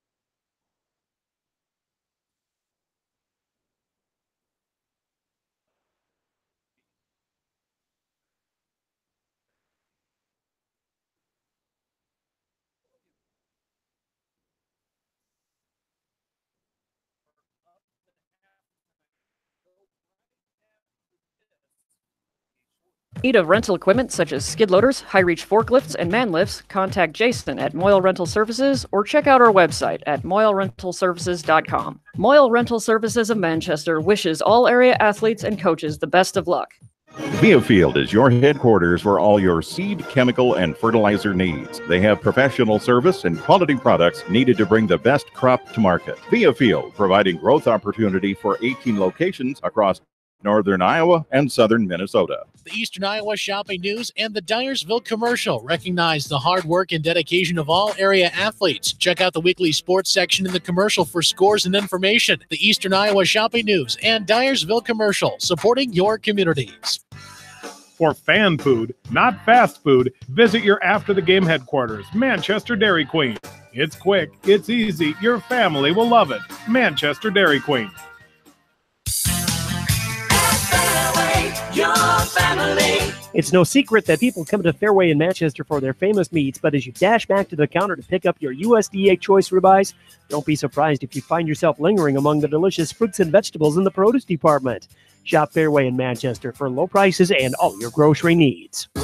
Just like a great coach, State Farm agents like me, Julie Smith, can help you develop a game plan for your insurance needs. Whether it's car, home, life, health, or business insurance, I can dig into the playbook and help you find the affordable coverage you need. For all your insurance needs, call on a winning team. The Julie Smith State Farm Agency in Manchester. J&D Catering and Suites in New Vienna provides exceptional handcrafted food, whether a cocktail buffet, formal dinner, or a themed event. Let Diane and her staff create a customized menu sure to wow your guests. They offer an extensive specialty cupcake and cake menu. Call or check them out on Facebook. Let J&D Catering and Suites set your next special event above the rest. Our service and parts team at Victory Ford is dedicated to keeping your car in tip-top shape, and our sales department makes buying a car easy and hassle-free. Stop out to Victory Ford in Dyersville or online at victoryfordonline.com. Good luck, athletes and coaches. At Three Rivers, our customers come first. Your business is very important to us. Our goal is to provide you with the best products and service that you have come to expect from Three Rivers. Visit our website at threeriversfs.com or the location nearest you. Three Rivers, your partner in growth solutions.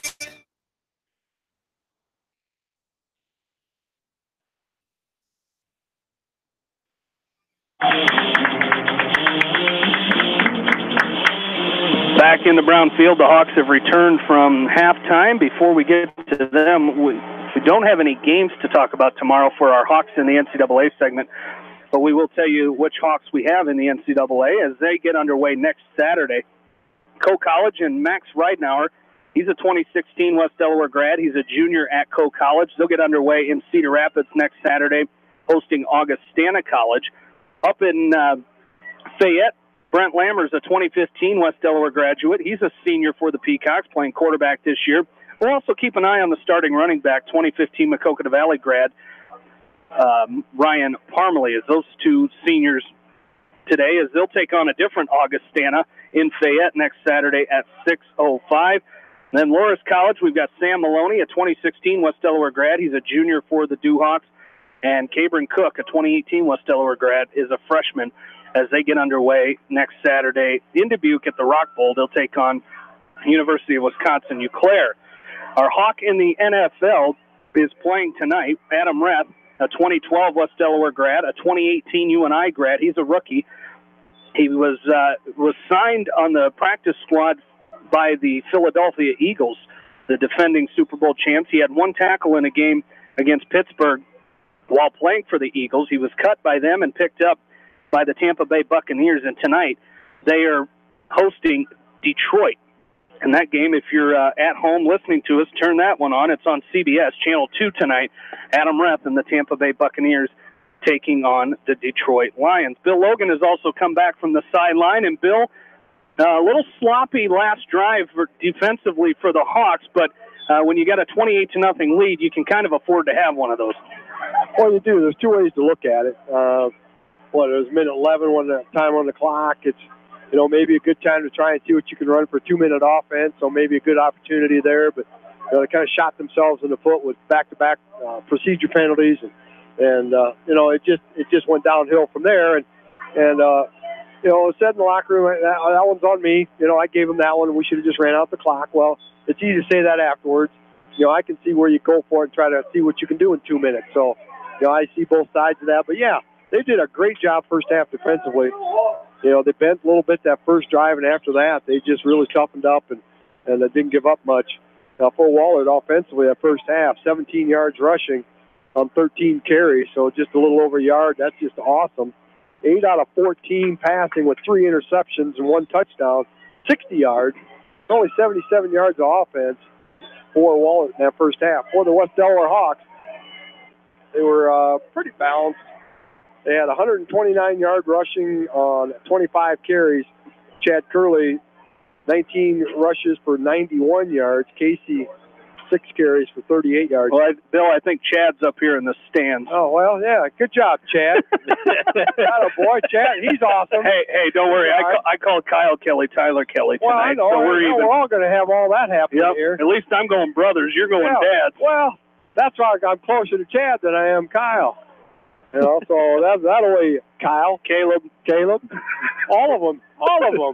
I'm just going to call him number 20.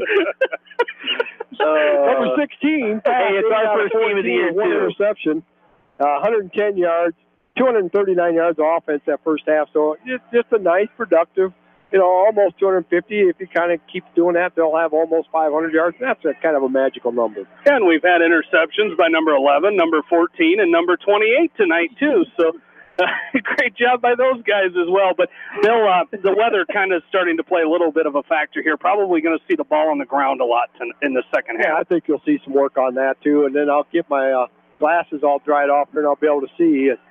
And sorry, Curly family, but Chad, that was a good first half. And, you know, I got to give you a lot of credit, too, because you're trying to juggle an umbrella, a microphone, and your pieces of paper trying to give us those halftime stats. So I appreciate it. And that's the preparation Swish and I have been talking about with you, getting ready for the football season and keeping the golf score for me. We mentioned that one, and that's all we need to mention about golf. Well, what do you see Tuesday night if it's golf and then the rain? And I can swing a club and hold the golf and umbrella at the same time. Well, we'll watch that one. All right, we'll talk to you later, buddy boy. Bill Logan down on the West Delaware sideline tonight and every night, and boy, it's good to be back with him, isn't it, Aaron? Oh, man. Aren't we lucky? It is a hoot every minute. Every minute. As we mentioned, the Hawks will kick off to start this second half, leading 28-7 as we get set to get this third quarter underway. As deep to receive for the Wahlert Golden Eagles is Danny McDermott and Drew Waters. Boy, them jerseys look nice. You can read the numbers. Crisp. They look good. I will have to give Coach Winkowicz a pat on the back. I've been on him for a few years now. As Jared Voss kicks this one off, it's going to be taken by Waters at his own 15-yard line. Comes up the near sideline as Wahlert goes right to left, and he's going to be brought down out there as Joey Sonny makes the stop for the Hawks, and the Hawks will start on defense. Wahlert will start at their own 38-yard line, 1st and 10. Nice job there by Sonny. When the ball was originally, when Waters was bringing it up the near sideline here, I initially thought he was going to have a pretty sizable gap there to kind of squirt through and have a big game, but Sonny did a nice job of closing it up and bringing him down. Osterberger comes set. He will throw here on 1st and 10, throws across the middle, and it's going to be caught out there. Nice catch by Danny McDermott. He's got speed to burn. It is going to be a touchdown for Dubuque Wahlert. 62-yard touchdown pass from Bryce Osterberger to Danny McDermott. And just like that, on the first play of this second half, Dubuque Wahlert has scored.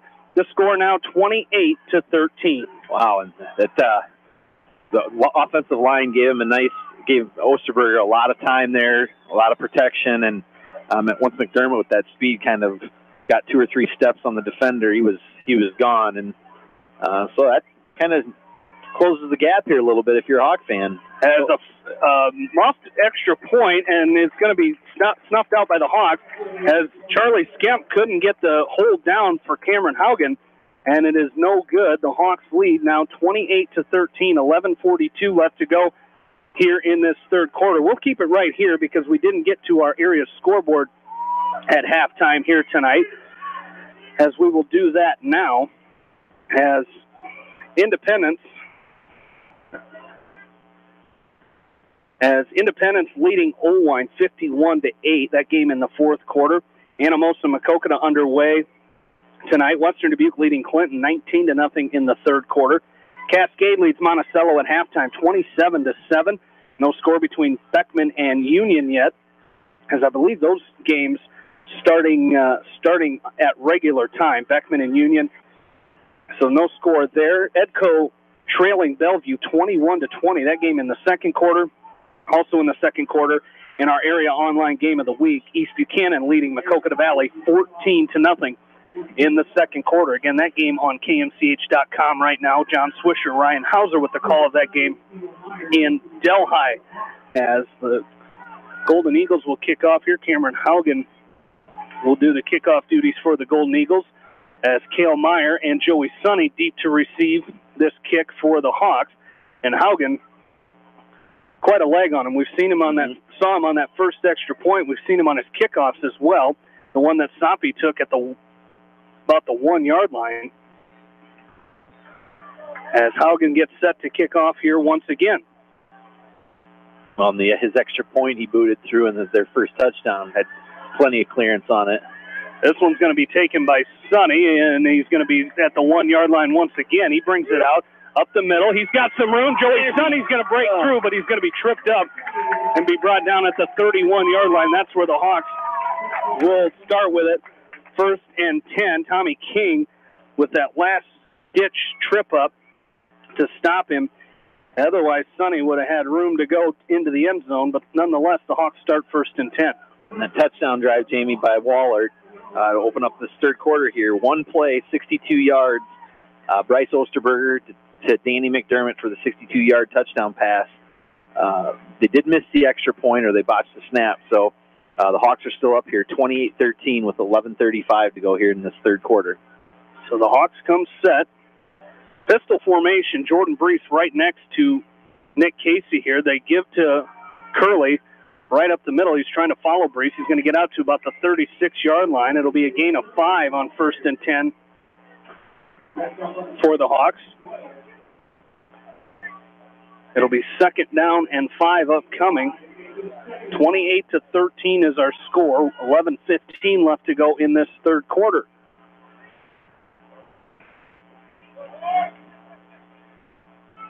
As the Hawks will come set in that same formation, a pistol formation. Brees next to Casey. Now they're going to run Curley off to the right side. He's going to get it out to the 38-yard line.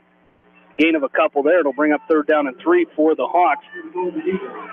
Coming up, don't forget, volleyball fans, next week's broadcast, as West Delaware hosts Mount Vernon in Manchester. Join Sports Director John Swisher and Joan Salo with the call of the varsity contest starting around 7:30 right here on Eastern Iowa Sports Station Mix 94.7 KMCH. So now Casey, shotgun formation next to him is Curley, and Casey keeps it himself. He brings it up to the 47-yard line, and that's good for a West Delaware 1st down. So nice run there by Nick Casey, and he picks up enough for the 1st down. That was a big 1st down, Jamie, because Wahlert strikes right away in this third quarter with a big touchdown pass, and you don't want to go 3 and out here on your first possession. So nice job there by Casey. A fake to Brees this time, and Casey has trouble that time. He's going to be brought down out there. As wrapping him up that time was Lucas Topping. So Topping makes the stop after a gain of a yard. So gain of 1 brings up 2nd down and 9 from the West Delaware 49-yard line. As Casey comes set, they give us to Brees up the middle. His first carry of the ball game. He's fighting off tacklers, and Jordan Brees crosses midfield down to the Wahlert 45-yard line. So a nice gain there by Jordan Brees, and that's what you get with Jordan Brees, is he comes at you, and he's going to run hard. He's going to try to run through you, and that's what he did there, as he puts the Hawks about 2 yards short of a 1st down. Curley, the deep back here for the Hawks. They give it to him right up the middle. He had a nice hole off to the left side, and he picks up enough for the West Delaware 1st down, as Merrick Dixon makes the stop for the Golden Eagles. So Nice little run there, and off that left side, great job by that Hawk offense. Bryce Tucker and Ben Ridenauer on that right side, along with center Tyler Langle, did a great job of making that hole for the Hawks. They're going to fumble on the play, and I believe it's picked up by the Hawks. It is, as Jordan Brees falls on this one. It's kind of a bad exchange between Casey and Langle that time. There's an inadvertent flag on the field, but nothing doing there. 43-yard line. That'll be a loss of 2 yards for the Hawks there. Well, you talked about Jamie coming back, talk about that hazy mist that's going on. You can see the field is starting to get a little, you can just see it starting to kind of get pretty wet in the middle of the field. Give us to Curley up the middle. He bounces off to the right side, still running through defenders, and he's out to the 31-yard line of Dubuque Wahlert. That's going to be close to a West Delaware first down. Drew Waters makes the stop for Dubuque Wahlert, and it is enough for a West Delaware first down. Their 11th rushing first down of the ball game. As they have it 1st and 10 at the Wahlert 31. Casey comes set, Brees beside him, Curley the deep back. Nice hold right side, but it fills up quickly. But Caleb Curley's still going to manage to get a couple yards out of it as he ran right into Zach Warden. And I think Zach Warden got up a little bit slow there after the hit. He took the hit from Caleb Curley. He came up to fill that hole on the right side. And a great job by Curley just running him over. As it'll be 2nd down and 6 after a gain of 4 by Curley. Hawks lead 28-13, 8 minutes remaining in the third quarter. Fake to Curley. Casey looks to pass. He's got Brees, but he's going to throw across the middle. Looking for the intended receiver that time. It was Ben Petland, the tight end. It falls incomplete, and it'll bring up 3rd down and 6 for the Hawks. Yeah, it's a nice roll out there by Nick Casey, and he had a couple options. He might have, I think maybe he had the check down to Jordan Brees if he wanted it, but nonetheless, ball's incomplete, and the Hawks are in a 3rd and 6 here. 8 minutes exactly in the third quarter, so you'd like to see the Hawks keep this drive moving. They're doing a good job. This will be the 11th play of the drive. You'd like to see them keep the possession moving and hopefully score some points. 3rd and 6. Casey looks to pass. He's got Brees open. He finds him this time at the 22. There. Brees fights forward. There we go. He's going to be close to a first down. I think they're going to call him just short. They're going to mark him down at the 21-yard line. The Hawks needed to get to almost the 20-yard line, so it'll be 4th down and inches here for the Hawks. They appear to be going for it here as they're in 4-down territory. As now they're going to line up in an I formation. We'll see if Casey keeps it himself here and just goes right up the middle. He does, and he's going to fall forward. Got it. I think the Hawks they were a little fortunate there because it looked like Casey's knee was down when he picked up that ball. It looked like his knee went down, but they give him forward progress to the 20-yard line, and it is good for a West Delaware first down. So 1st and 10 Hawks at the 20-yard line of Dubuque Wahlert as the drive continues here.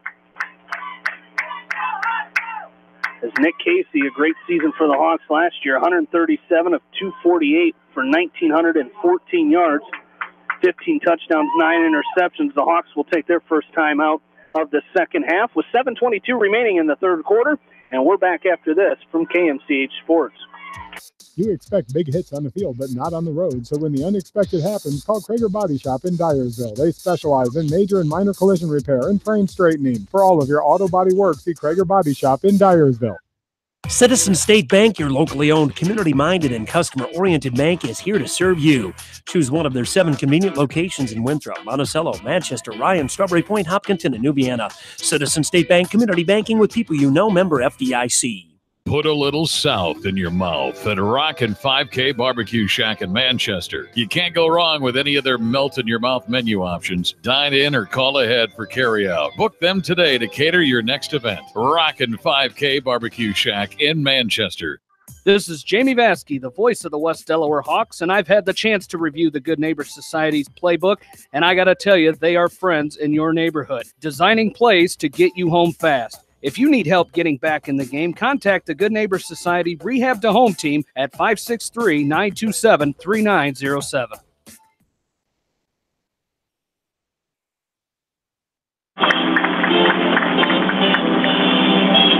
Back into Brown Field, and Nick Casey's going to run for a first down for the Hawks. Mitchell Miller, the Golden Eagle that's going to bring him down there, and we've got a Hawk down on the field as Casey picks up the first down on the ground, as it looks like another cramp out there for the Hawks right at midfield. I didn't catch a number of the injured Hawk. It is Parker Ostrander as the senior offensive lineman, right tackle for the Hawks, as he looks like he's all right. He comes off on his own power. So a couple cramps for the Hawks in this game. They lead it 28-13 with 7:14 left to go in this ball game. They will have first and goal coming up at the 10-yard line.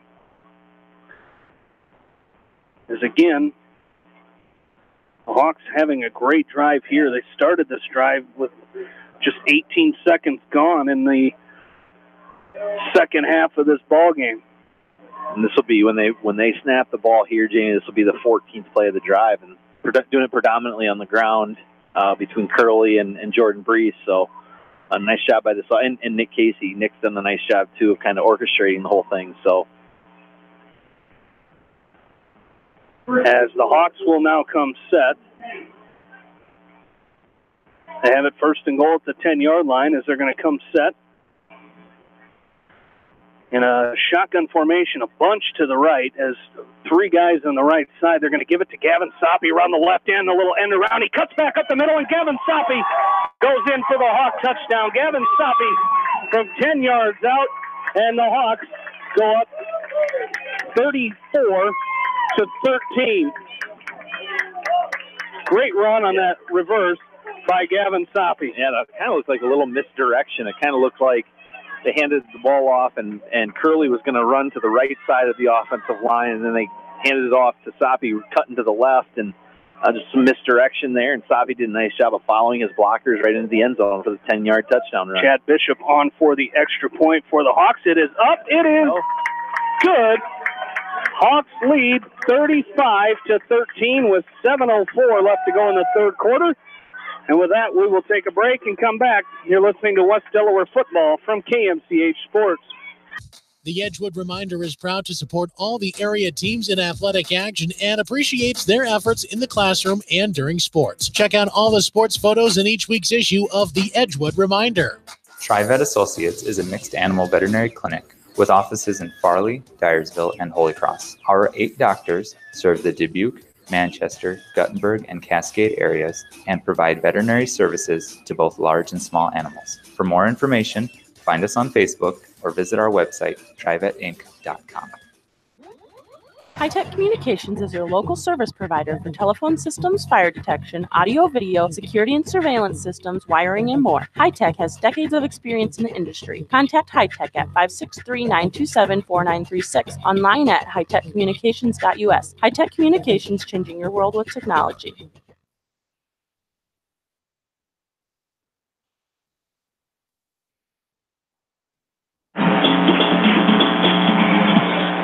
Back into Brownfield, Jamie Vaskey, Aaron Pleen, Bill Logan along with you. In studio producer tonight, KMCH News Director Janelle Tucker. Hawks lead 35-13 with 7 minutes, 4 seconds left to go here in quarter number 3. We mentioned our volleyball broadcast next week. Don't forget the West Delaware volleyball team in action tomorrow at the Independence Invitational. They will play Janesville at 9 a.m. tomorrow. Should be a good matchup for the Hawks volleyball team as they get their season underway tomorrow.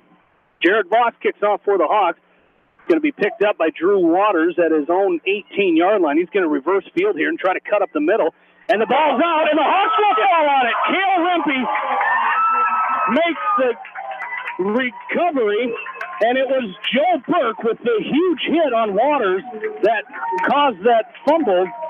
Cale Rempe falls on it, and the Hawks take over first and 10 at the Wahlert 20-yard line. You could see that the helmet, he just laid the helmet right onto that football, and the ball, with it being wet out, just popped right out of his arms, and great job there by that special team. Did I say Sonny or did I say Joe Burke? Joe Burke. Joe Burke. I don't know which one I said, but I think it was Joe Burke. Can't remember which Joe I said, but it was Joe Burke with the hit on the play. And the Hawks take over first and 10 as they lead 35-13. 6:57 left to go. And they will come set, shotgun formation. Curley next to Casey. And the Hawks will run Curley right up the middle, right side. He cuts back up the middle, and he's down inside the 10-yard line to the 8. And it'll be first and goal for the Hawks. Another rushing first down. They have 6 through the air. That one there was their 14th rushing first down of the game. And Dubuque Wahlert wants a timeout here with 6:51 left to go in the third quarter. Hawks lead 35-13, and we'll take a break and come back. You're listening to West Delaware Football from KMCH Sports. West Bend's home and highway policy provides you with one policy, one bill, one deductible, and one agent, all with no hassle and a portion of your annual premium back in cash if you don't have a claim. To find out more, contact your local West Bend agent, Eric Smith, at Parrott Insurance in Manchester at 927-2791. Are you looking for great food and a unique atmosphere? Then make Okoboji Grill your next lunch or dinner destination, or enjoy 2-for-1 happy hour every Monday through Thursday from 4 until 6 p.m. That's Okoboji Grill, 1749 Golf Course Boulevard in Independence. Okoboji Grill, where good friends meet. Whether a door needs replaced or building a new home, let S&R Construction of Masonville take care of you. S&R Construction is the expert in home improvement projects, gutters, siding, garages, remodeling, new home construction, and more. Call Steve Fetlin today at 319-361-0638 for a free quote.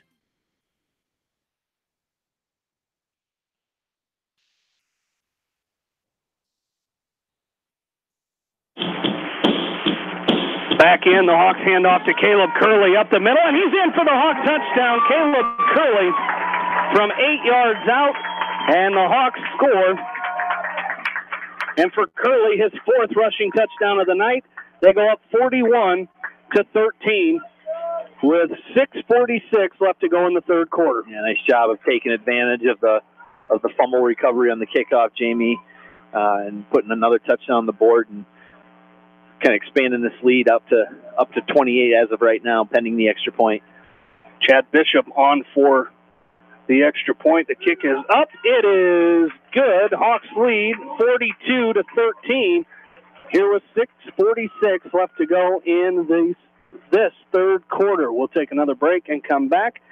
You're listening to West Delaware Football from KMCH Sports. Whether it's an orthopedic, sports, or occupational injury you are suffering from, Regional Medical Center Therapy Services has you covered. With a customized treatment program, Regional Medical Center Therapy Services can get you back on track in the active game of life. Regional Medical Center, excellence in healthcare close to home. Leonard Muller Funeral Home and Crematory wishes all the best to the athletes and appreciates their hard work and scholastic efforts throughout the year. For personal, caring service, Leonard Muller Funeral Home and Crematory in Manchester, Edgewood, and Strawberry Points. Hey KMCH listeners, GMB is proud to support our area athletes and help bring the sport to you. The GMB Bank team reminds you whatever your financial goals, we're here to help you reach them. Stop by our Manchester location or visit us online at gnbbank.com. Member FDIC.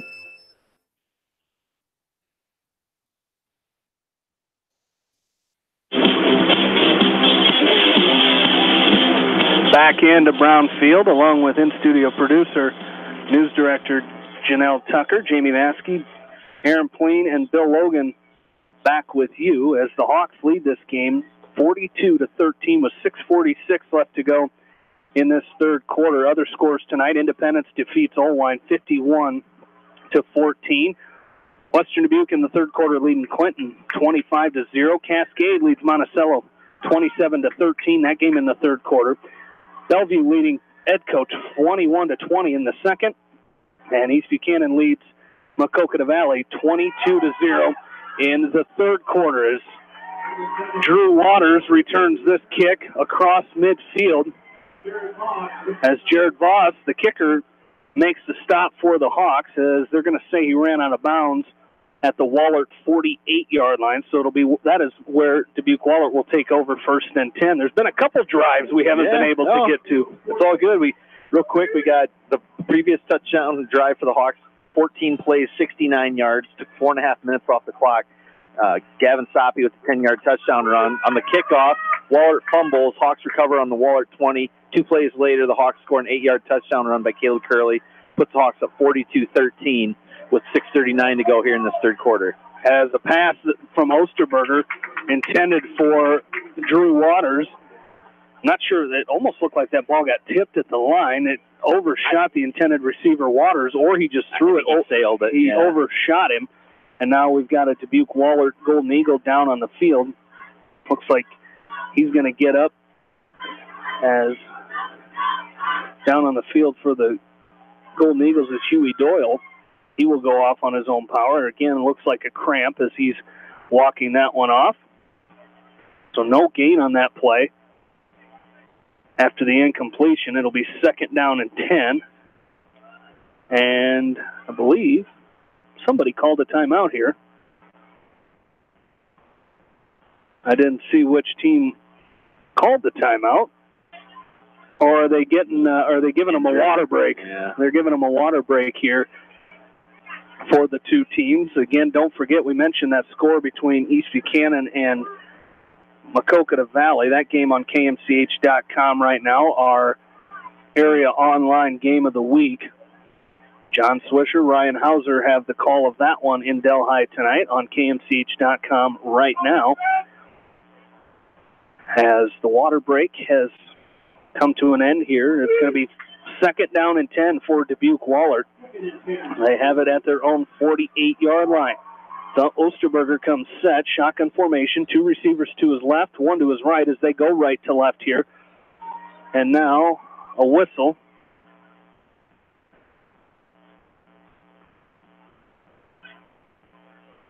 We're going to have another whistle by our officials.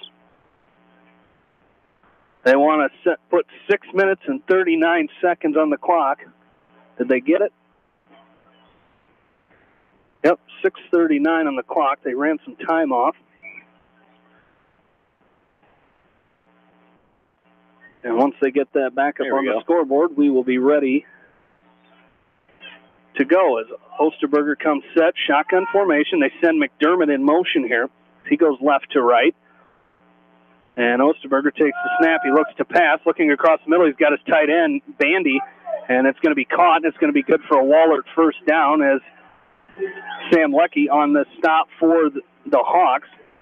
It'll be a first down for Wahlert as they're down to the West Delaware 39-yard line. Hawks leading this game 42-13, 6.5 minutes left to go here in quarter number 3. As Osterberger brings his offense out once again. Again, 2 receivers to the left, shotgun formation, 1 to the right.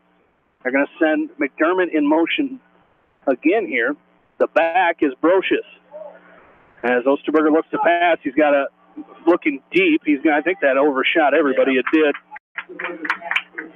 As in the first half, that would have been good as the wind would have been at his back, but that flag is very still right now. Because I see Bill's umbrella has gone away, so it looks like it's just a fog out there. It looks like the mist has stopped. Yeah. As we're trying to get done, as they said, around 9 o'clock is when they think that next round of rain and storms may come in, so we should be good to get the game in before that comes around. It'll be 2nd down and 10 here for Dubuque Wahlert.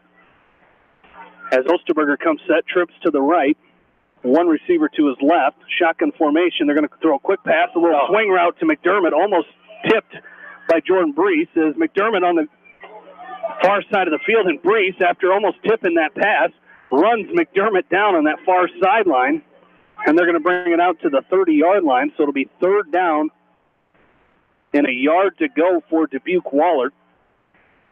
After a nice little swing route there to Danny McDermott. McDermott's a good-looking wide receiver, Jamie. He's probably one of the faster ones the Hawks are going to see this year. And tell you what, when he gets the ball in his hands and with the way this grass is, anything can happen. So good job there by that Hawk defense to prevent him from getting the first down. So a big 3rd and 1 here.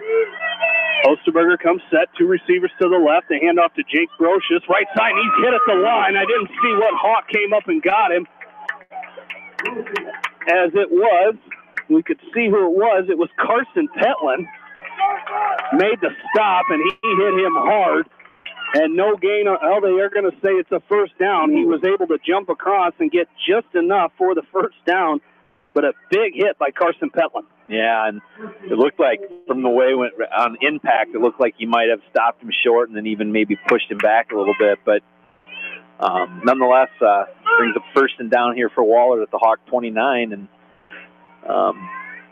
just got to keep the defense rolling. Shotgun formation, pass. This time it's thrown to the right side as Gavin Soppe on the coverage for the Hawks. It was Isaac Walsh, the intended receiver for Dubuque Wahlert. It'll bring up second down to 10. Hawks lead this game 42-13 with 4:59 left to go in the third quarter.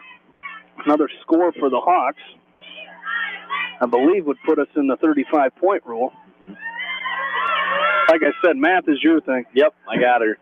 You're right on, Jamie. Osterberger looks to pass. He's going to go deep down the field. He's got a man wide open. It's McDermott. It's caught in the end zone. Touchdown Dubuque Wahlert as McDermott went up and over Tyler Traver and made a great catch. And McDermott, that's his second receiving touchdown of the night. And he's a very special wide receiver for Dubuque Wahlert. Yeah, came back this year over 400 yards receiving last year on about, I think it was 27 catches. So Cameron Haugen's extra point is up and good. Dubuque Wahlert on the board again. It's 42-20 with 4:52 left to go in the third quarter. And with that, we'll take a break and come back. You're listening to West Delaware Football from KMCH Sports. Going above and beyond is a standard of care at Above and Beyond Home Health and Hospice Care. Their compassionate staff care deeply about the comfort of their patients. A nurse is available 24 hours a day, 7 days a week. Above and Beyond Healthcare, the more they care, the more beautiful life becomes. Proudly serving Jones, Jackson, Johnson, Lynn, Clayton, and Delaware counties. At Tauke Motors, we believe in a gentler, simpler way of doing business. Check out our large selection of new and pre-owned vehicles, as well as great incentives at TaukeMotors.com. If you are looking for a new pre-owned vehicle or service on your current vehicle, come to Tauke Motors, Chevrolet, Chrysler, Dodge, Jeep, and Ram on 9th Street in Dyersville. At Dupaco Community Credit Union, we know debt happens. A debt checkup from Dupaco ensures it's not costing you more than it should. With historic low interest rates, now is the time to bring your loans to Dupaco. Contact us at 563-927-6187 or visit dupaco.com. The Manchester Press is your community newspaper. Check out the sports section for game stats and photos of area players and game highlights. The Manchester Press, serving the area for over 130 years. Hurry down to Rio Blanco Mexican Restaurant in Manchester today. Enjoy the best margarita around on their patio facing the Whitewater Park. Rio Blanco features daily specials and a kids menu too. There's something for everyone at Rio Blanco Mexican Restaurant in Manchester.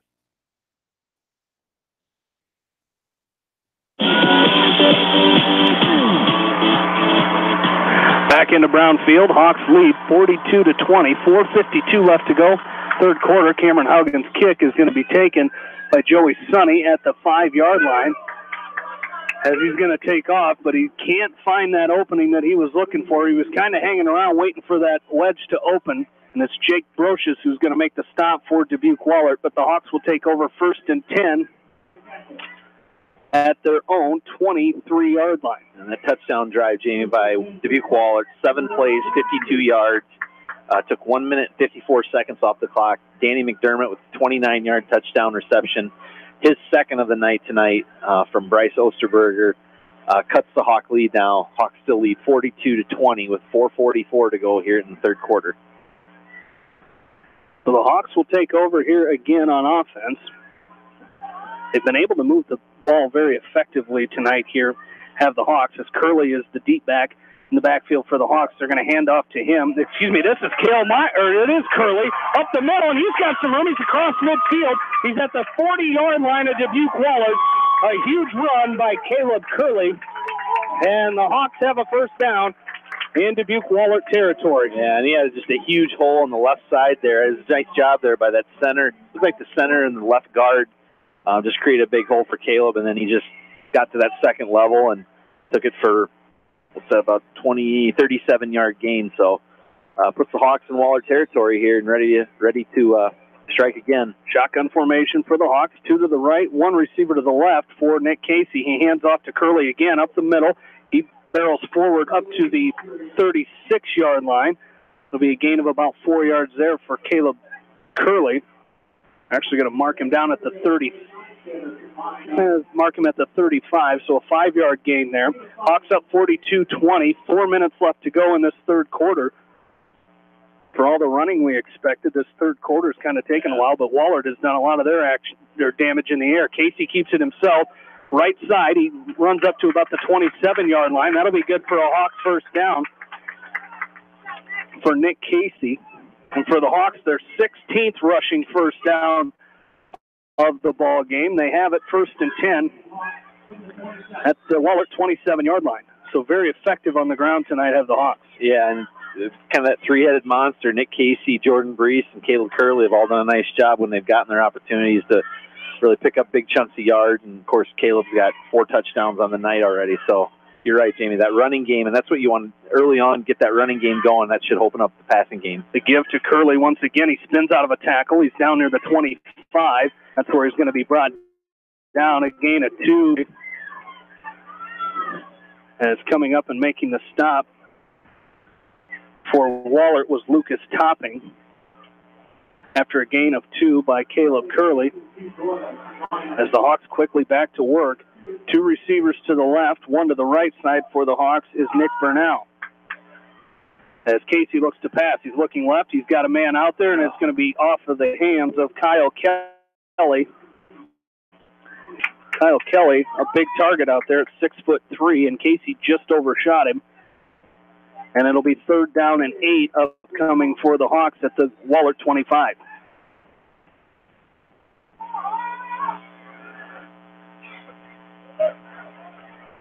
As the Hawks come set, Brees, the fullback, to the left side. Casey will pass again.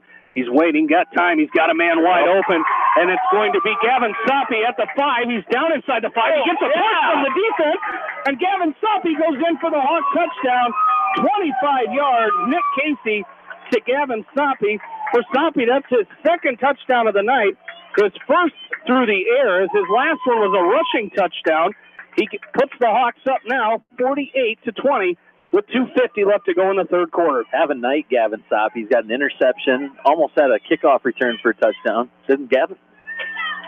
Did he get? He had one, Soppe. Oh, he did have one. Kickoff return, a rushing touchdown, and a receiving, man. That's a good day's work there. Absolutely is. Chad Bishop on for the extra point. He puts it through. Hawks lead 49-20 with 2:50 left to go third quarter.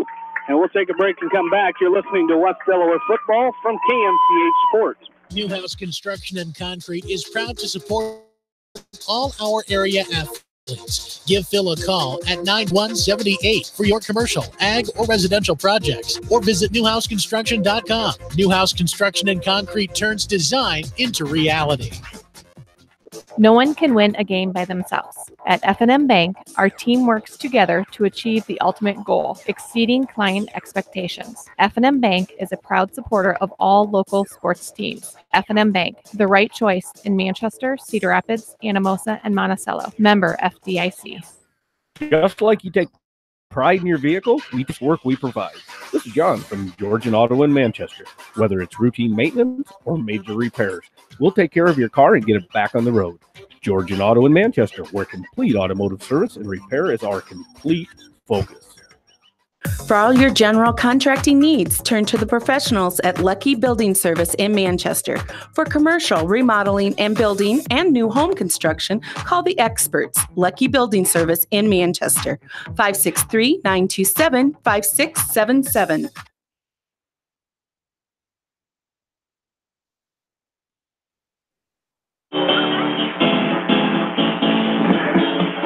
Back into Brownfield, Hawks lead 49-20, 2:50 left to go third quarter. Jared Voss kicking off for the Hawks is going to be taken by Drew Waters at his own 18-yard line as he's going to be wrapped up by the Hawks. Nice job there. A couple of Hawks combined on the stop there. Joe Burke and Tyler Traver top of Drew Waters. Golden Eagles will take over 1st and 10 at their own 34. And that last touchdown drive, Jamie, 6 plays, 77 yards. Took 2 minutes and 2 seconds off the clock. Gavin Soppe with a 25-yard touchdown reception. His second touchdown of the night puts Hawks up now 49-20 with 2:44 to go here in the third quarter.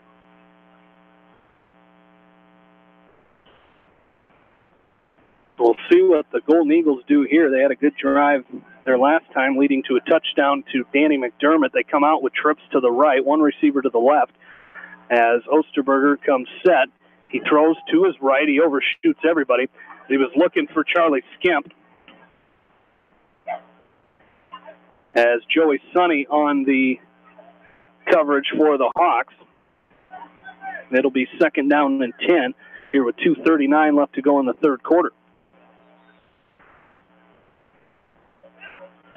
As this ball game here, 2 hours and 6 minutes old, here on this Friday night, getting underway at 6 o'clock tonight. We'll be back, hopefully be back on a regular schedule for the Hawks next week, as the Hawks will travel to Marion next week to take on the Indians. As Osterberger comes set, looks to pass, under pressure, and he's swallowed up by that defense of the Hawks. As two Hawks combine on the stop, it was Matt Wickman and Carson Petland combining on that stop. They hit Osterberger at about the same time, and with that, it's going to be third down and long here for the Golden Eagles, back at their own 26-yard line. So 3rd and 18, a huge stop by the defense there. Well, and I was watching the linebackers in particular on that play, Jamie, and they just did a nice job of locking on to somebody, locking into the receivers, and Osterberger just didn't have anywhere to go with the ball. So great job there as playing team defense by the Hawks. As Osterberger comes set, 3 receivers to his right now as they send a man in motion. They're going to look down the middle, and it's going to be incomplete. As there was about 3 Hawks that were, as that ball was coming down, they all kind of looked at each other like, are you going to go for that? Are you going to go? But it does fall incomplete, which the end result is good for the Hawks because it's an incomplete pass and nobody got hurt because 3 Hawks could have dove for that ball at the same time. There is an injured Golden Eagle down on the field. Looks like another cramp, as this one is Nick Bandy, the injured Golden Eagle, as we will take a timeout as they tend to him. We'll be back after this. Hawks lead it 49-20. You're listening to West Delaware Football from KMCH Sports. You may not wear glasses or contacts, but how do you know if you're seeing your best or if your eyes are healthy? Why not be proactive and get your eyes examined? Dr. Daniel E. Murch and his professional staff at Manchester Family Vision can help. Manchester Family Vision Center on West Main, where clear vision begins with healthy eyes. As your American Family Insurance agent in Manchester, I'm looking out for what matters to you. Even when nothing's wrong, this is Tad Mormon, agent. Call me at 563-927-3586, and let's talk about your insurance needs today. American Family Insurance, Tad Mormon Agent, 106 East Main Street, Manchester. Contact me, Chad Frazier, at BC Land Services in Earlville for all your maintenance projects such as tree removal and trimming, small dirt work projects, lawn seeding, and more. BC Land Services is fully insured and licensed. Contact me at 563-590-8074 or on Facebook. And best of luck to all area athletes and coaches. This is Sarah from It's So Me Boutique in downtown Dyersville, inviting you to stop in, look around, and let us assist you in finding the perfect outfit for any occasion. We offer fashion-forward trends for women, including plus sizes, baby clothes, shoes, and fun accessories to complete any look. It's So Me Boutique in the heart of downtown Dyersville. And check out our Facebook page. Edgewood Feed Mill Construction is a general contractor and will assist you with the construction of your livestock facility start to finish. For more information on Edgewood Feed Mill Construction, contact Steve Harris at 563-920-7835.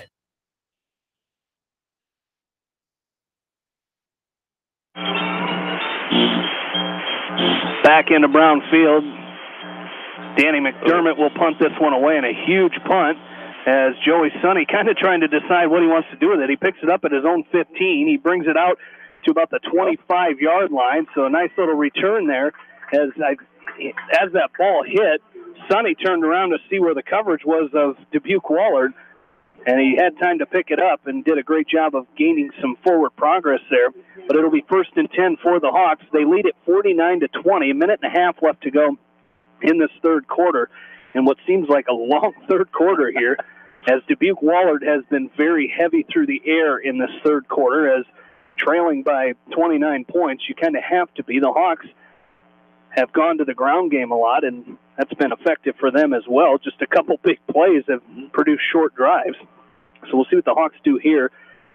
I would guess that they're going to try to at least run out this third quarter and see how much time they can take off of this clock here, as another score for the Hawks, again, would put them in that 35-point rule where the clock would go continuous. So the Hawks come set.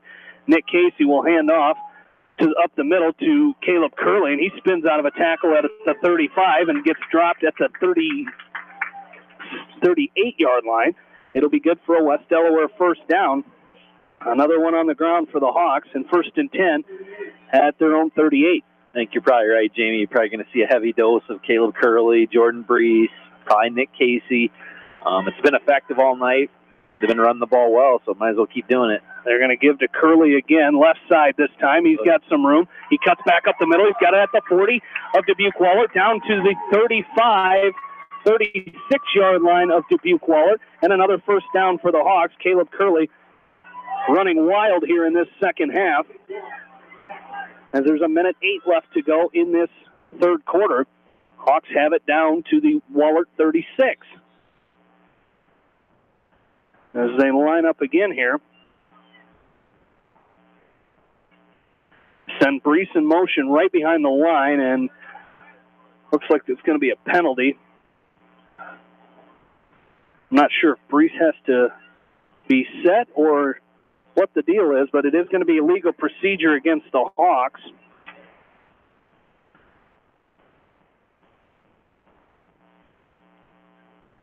Their 5th penalty of the night.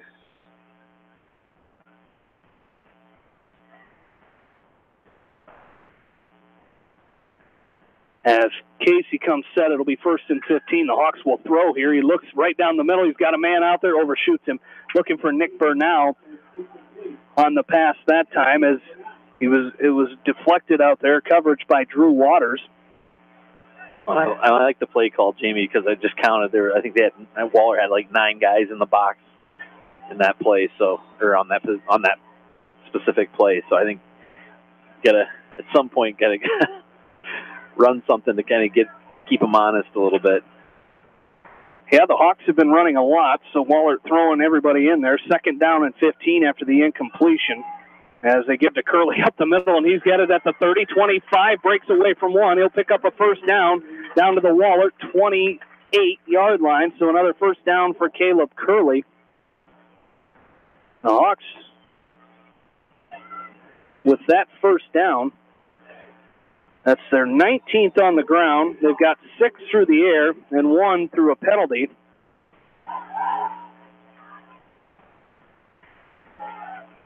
.26 first downs as this pass is incomplete. Looking for Nick Burnell. Charlie Skemp on the coverage for Dubuque Wahlert. And it'll be 2nd down and 10. Almost had Burnell out there. Yeah. Just couldn't come up with it. As Casey comes set again, shotgun formation. He's going to roll to his right, looks to pass. He's got a man out there, and that's going to fall incomplete. There's a penalty marker down. He was looking for Gavin Soppy. Charlie Skemp out there on the coverage again for the Golden Eagles. See what this penalty is our officials getting together and talking about it.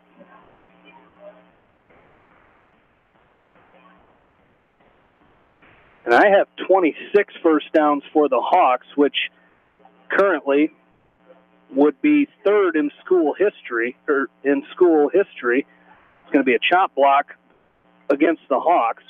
Most first downs in a game was 30. That came last year against DeWitt Central.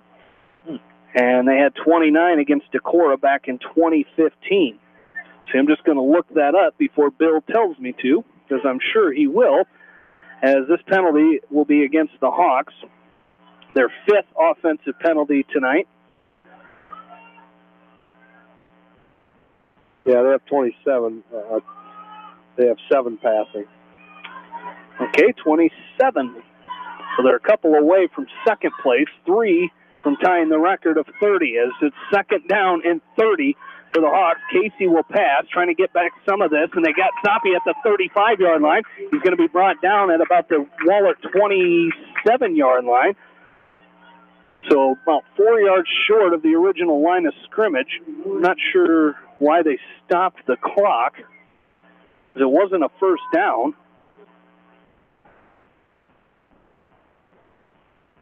Oh, did he get out of bounds? They went out of bounds. Thought he was farther in than that. It'll be 3rd down and 13 for the Hawks at the Wahlert 26-yard line. See what the Hawks do here is they need to get down to the Wahlert 14-yard line for a first down here.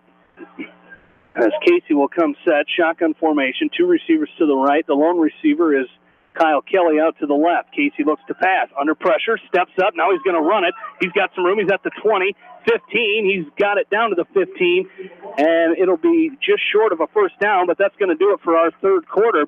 Hawks lead 49-20. We go to the fourth. Hawks with the lead, and we'll be back after this. You're listening to West Delaware Football from KMCH Sports. Hello, this is Fred Smock from Dunlap Motors in Independence. We are proud to support local school programs. So if you are looking for a new Chevy, Buick, or certified used car or truck, or just want to stop and say hi, stop in. That's Dunlap Motors in downtown Independence. Clayton Drug supports all the area athletes and coaches on a successful season. Stop in and visit with one of their pharmacists today and be sure to check out their large selection of home decor and gift items. Clayton Drug in Strawberry Point, a local pharmacy you can trust.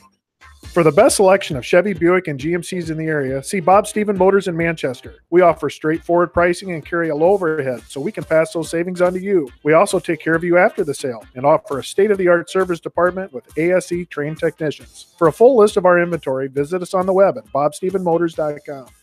When it comes to financial planning, most financial companies focus on your income. At Northwestern Mutual, we focus on your outcome. It takes the right financial partner who cares as much about your future as you do, building a financial plan to meet your life's priorities and helping you achieve the financial security you're after. Focus on your financial outcome with Northwestern Mutual. Contact me, Mitch Payton, or Matt Schulte today. You and Northwestern Mutual, stronger together.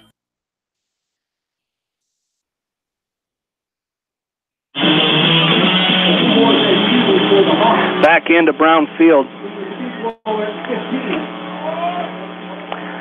Hawks lead 49-20 as we go to the fourth quarter. The Hawks face a 4th down and 2 as they will come set in a pistol formation. Jordan Brees, the fullback, on the right side here.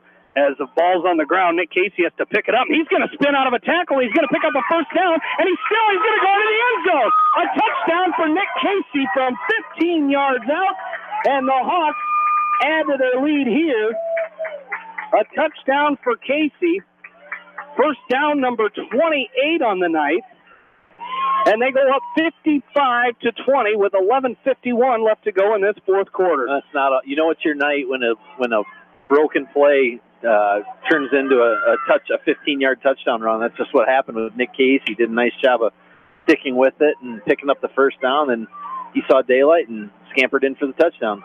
As Chad Bishop's kick is good. It's 56-20 with 11:51 left to go in this fourth quarter. Hawks leading, and we'll take another break and come back. You're listening to West Delaware Football from KMCH Sports. American Trust and Savings Bank wishes all area athletes and coaching staff continued success. American Trust and Savings Bank with locations in Dyersville, Farley, Dubuque, and Des Moines. Simply better banking. Check them out at americantrust.com. Member FDIC, equal housing lender. Sight and good vision is very easy to take for granted until it is taken away. Advanced Eye Care Associates of Eastern Iowa is here to help you. Advanced Eye Care Associates of Eastern Iowa, located at 225 West Main Street in Manchester and 1113 West 3rd Street in Vinton. This is Phil from Gateway Appliance in Manchester. When you need service, call us. If it's time for a new appliance, we have the selection you're looking for. Gateway Appliance Sales and Service, 111 West Main Street in Manchester. Or find us online at gateway.biz. That's G, the number 8, WAY.biz, and on Facebook.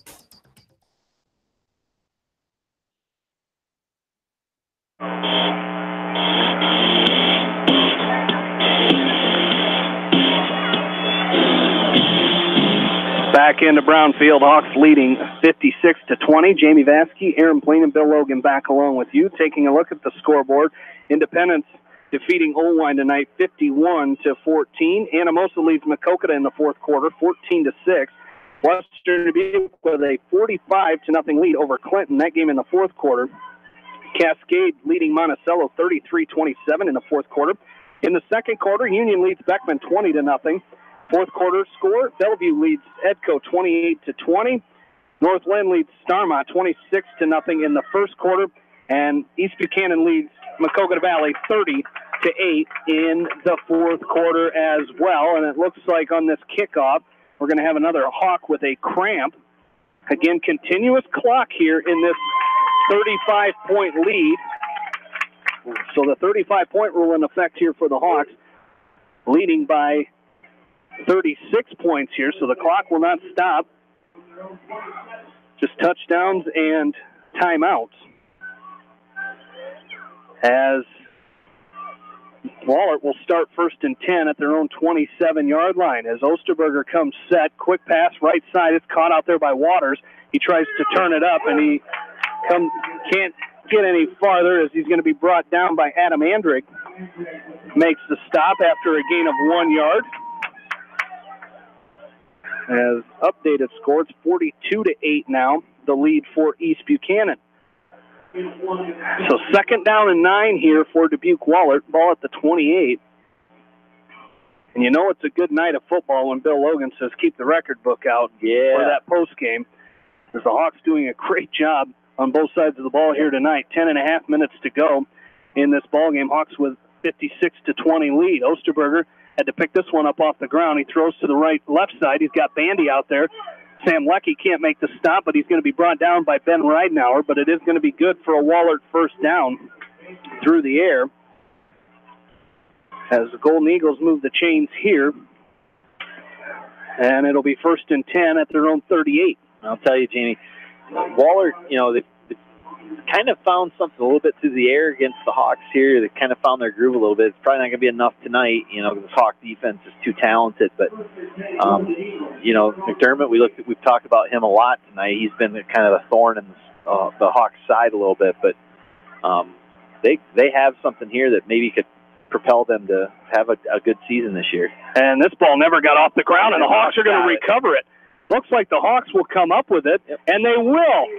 As that ball was snapped, we mentioned the last one, he never got. I didn't see who recovered it for the Hawks, but we mentioned that last snap was low. That one never got off the ground, and it just sat there, and the Hawks fell on it. Osterberger was waiting for it to get to him, and he had to try to sprint up to the line to get it, but the Hawks fall on it, and they'll take over 1st and 10 at the Wahlert 37. So I believe the 4th turnover of the game for the Golden Eagles here tonight. Might be the 5th if you include the fumble on the kickoff. Oh, there's another. That's right. 5th turnover. And Coach Winkowicz wants a timeout with 8:57 left to go in the fourth quarter. Hawks lead 56-20. We'll take a break and come back. You're listening to West Delaware football from KMCH Sports. Delhi Lumber has products for every home and every budget. Delhi Lumber carries Midland doors, which are one of the best values around. You can see Midland doors today or call Delhi Lumber at 563-922-2404 for more information. Your Midland overhead door dealer, Delhi Lumber. Big town quality with small town service. This is Dr. Tim Collier from Dental Associates of Manchester. We take pride in the environment we provide our patients with a caring attitude and unsurpassed comfort. For the kind, compassionate, and competent dental care you deserve, call us at 927-GRIN. Dental Associates of Manchester, creating healthy smiles for life. Jay's Auto Supercenter in Manchester has quality pre-owned vehicles, great financing options, a full-service department, body shop, and detail department. See their full line of vehicles online at jsautosales.net. That's Jay's Auto. Customer satisfaction is their #1 priority. Jay's Auto! This is Jamie Vaskey from Don & Walt LLC, your independent Lennox dealer in Manchester. For residential or commercial plumbing, cooling, and heating needs, and top-quality Lennox furnaces and air conditioners, see Don & Walt LLC on East Main Street in Manchester or call 927-2232.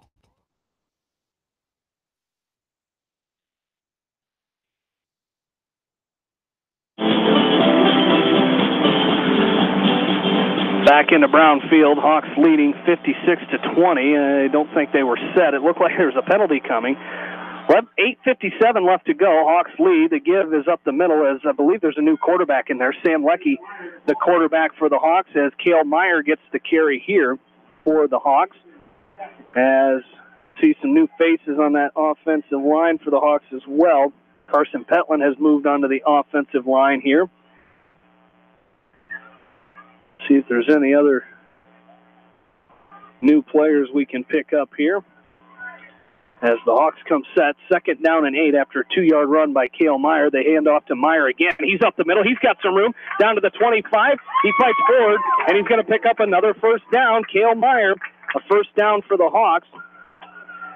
First down number 29 for the Hawks.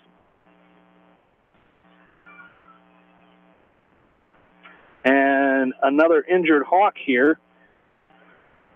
As we mentioned, that first down, the Hawks trying to beat the school record of 30 first downs in a game. They have 29 right now, which ties for 2nd all-time in school history, set against Decorah in 2015. Anytime you can get 29 first downs against Decorah, but what a great game that was in that game.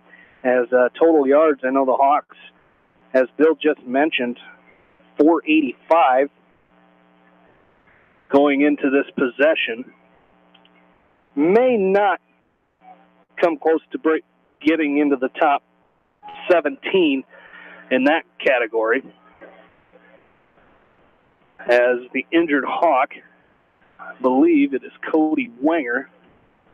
It is Cody Wenger, and I did see Cody down here before kind of stretching out, so another cramp for the Hawks there, but Wenger walks off. He's okay.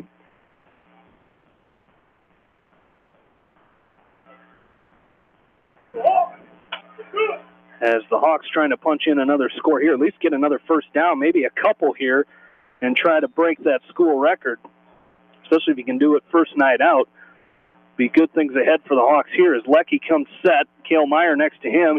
Leckie keeps it himself. He's up the middle. He's down to the 15, down inside the 10, so they're going to tie the school record because he's down inside the 5-yard line. So first down number 30 for the Hawks. And on the ground, that's the 22nd first down for the Hawks on the ground. So with 7.5 minutes left to go, the Hawks leading 56-20. Looking to punch it in, 1st and goal from the 5. Sam Leckie comes set, the junior, with Cale Meyer next to him as they hand off to Meyer, but he's swallowed up in the backfield. As coming up and making the stop was Lucas Topping for Dubuque Wahlert. Excuse me, that's Gavin Trefone. The big boy for Dubuque Wahlert, 6'3", 300 pounds, is Gavin Trefone. But a loss of 1 on the play brings up 2nd and goal from the 6-yard line for the Hawks. As Leckie comes set, he's going to roll to his left. He's going to keep it himself, but he's going to be dropped in the backfield. There is a penalty marker down. Coming up and making the stop for Wahlert is Bryce Onstetter. As another penalty down on the field. Kind of in that area of potential holding, maybe. It's going to be a block in the back against the Hawks. So penalty there. They're going to decline it, looks like. Are they? Yep. They're going to decline it, and it's going to be 3rd down and goal from the 12-yard line. So the Hawks have some work to do here. Another scoreboard update. Anamosa leading 14-6 over Maquoketa in the 4th quarter. Cascade leads Monticello 33-27 in the 4th quarter. Leckie throws to the left side. It's caught by Bernal. Little to no gain on that play, and it'll be 4th down and goal upcoming for the Hawks. Union leads Beckman 20-0 in the 2nd quarter. Also in the 4th quarter, Bellevue leads Edco 28-20. Western Dubuque defeating Clinton tonight 45-7. North Lynn leads Starmont 26-0. East Buchanan leads Maquoketa Valley 42-8. As Leckie's going to keep this ball himself, he's going to push forward. He's going to get down to the 3-yard line, but he's going to be short of the goal line. So it'll be a turnover on downs for the Hawks here, leading 56-20. They'll turn it over with 5:50 left to go in this ball game. Yeah, just a nice job. It's nice to get the backup quarterback, Kilmeyer and Lucky, get those guys in there and get them some experience. You never know when you're going to need their services at some point in the season. So it's just a nice opportunity to do that. Don't forget, stay tuned after the game for the Okoboji Grill post-game show, brought to you by Okoboji Grill in Independence, where good friends meet. Hopefully get Bill Logan's final stats of the game, talk with West Delaware head football coach Doug Winkowicz. Get you on your way here on this Friday night. Also, after our post-game wraps up here, we'll have a area game recap from John Swisher tonight. 5 minutes left to go. Osterberger out again for Wahlert, and there's going to be a delay of game. They didn't see it as they hand off. I believe this is going to be Brocious with the carry, and he might have got back to the line of scrimmage as Adam Andrig on the stop for the Hawks. So it'll be 2nd down and 10 for Dubuque Wahlert. 4:40 left to go in this fourth quarter, as we'll see a new Hawk come out onto the field here. And it's going to be Ben Pentland coming out defensively for the Hawks. That'll give Jordan Brees the rest of the night off, as Osterberg comes set under center. They come out with a single back formation. They give it to Brocious off to the right side. He cuts back. He's got some room to run. He's going to bring it out near the 15-yard line. That'll be a gain of 11, and that'll be a first down for Dubuque Wahlert. Nice run there by Jake Brocious. Yeah, he's just pretty shifty, Brocious. He's able to kind of hide behind those bigger linemen, and the Hawks, times have hard time identifying him, but yeah, he's pretty shifty, and looks like he's got the speed to him too, but the Hawks done a good job containing him, not letting him get loose and get some big plays. So 1st and 10 for Dubuque Wahlert. They have it at the 16-yard line as Bryce Osterberger comes set. Shotgun formation. They send Danny McDermott in motion, as Osterberger will pass here on 1st and 10. He's going to throw down the middle, looking for Bandy, almost intercepted, but it's going to be incomplete as it was deflected. Great coverage out there by the Hawks. Mason Gillahan. Nice job there by Gillahan on the coverage for West Delaware. And it'll bring up 2nd down and 10.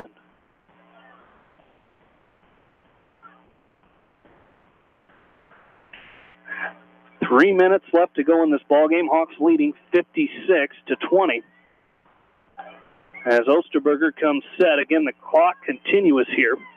As Osterberger throws to his left, he's got McDermott out to the left side. He's going to be wrapped up. Joey Sonny, first Hawk to get to him there. It'll be a gain of about 3 or 4 yards there. And it'll bring up 3rd down for Dubuque Wahlert. Yeah, good job there by that Hawk secondary of collapsing down on McDermott, too. It looked like he might have had, from where we were standing, might have had some room there to kind of pick up a bigger chunky yards there. But the secondary is doing a good job kind of containing him in the second half.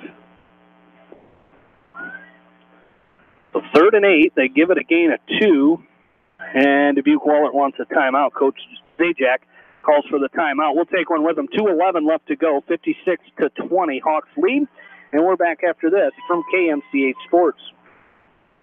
Family fun and great food await you at Lightning Lanes Family Center and Captain and Tennille's Sports Bar. Come out for a fun night of bowling or watch the big game on their 10-foot HD big screen. And of course, great food and your favorite beverages. Lightning Lanes Family Center and Captain and Tennille's Sports Bar on East Main in Manchester. Farmers Savings Bank proudly supports all area athletes and their coaching staff. For all your banking needs, visit them in Colesburg, Elkport Garber, Strawberry Point, Arlington, and Aurora, or online at farmersavingsbank.com. Member FDIC. Steve Moyle Masonry, a family-owned commercial masonry contractor based in Manchester. Quality is what we're about. Visit us online at smoylemasonry.com. Viafield is your headquarters for all your seed, chemical, and fertilizer needs. They have professional service and quality products needed to bring the best crop to market. Viafield, providing growth opportunity for 18 locations across northern Iowa and southern Minnesota.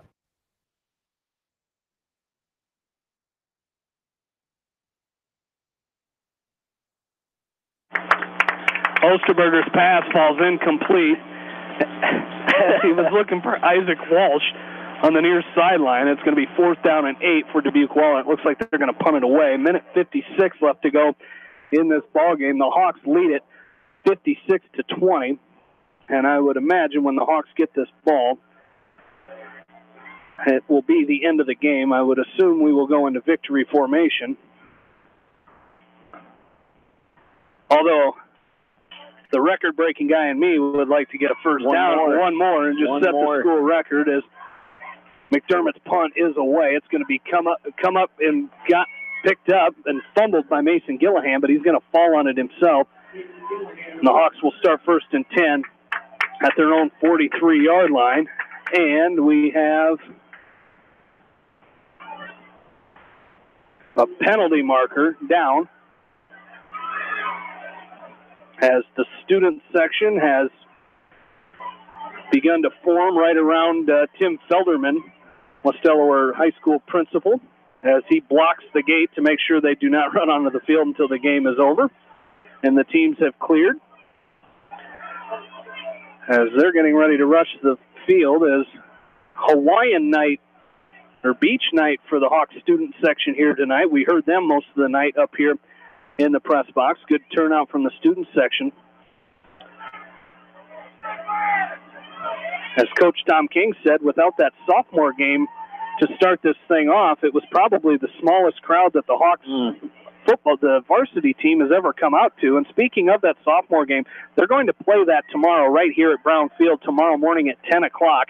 It'll be free admission, so if you haven't had enough football in this first week, come back up here tomorrow. It'll be free admission as West Delaware will host Dubuque Wahlert in the sophomore game right here on Brown Field tomorrow morning at 10 a.m. As our officials still discussing this penalty.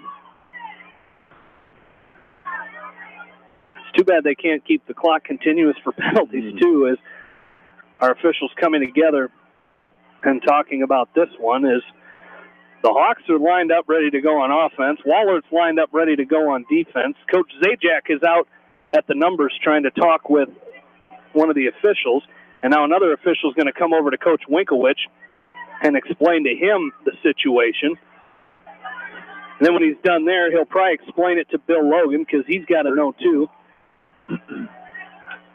Bill should do a quick interview and ask the official for an explanation of what the call is. It said personal foul on the Hawks. The defense is going back out. So the personal foul, that'll be a penalty against the Hawks. It'll be on special teams.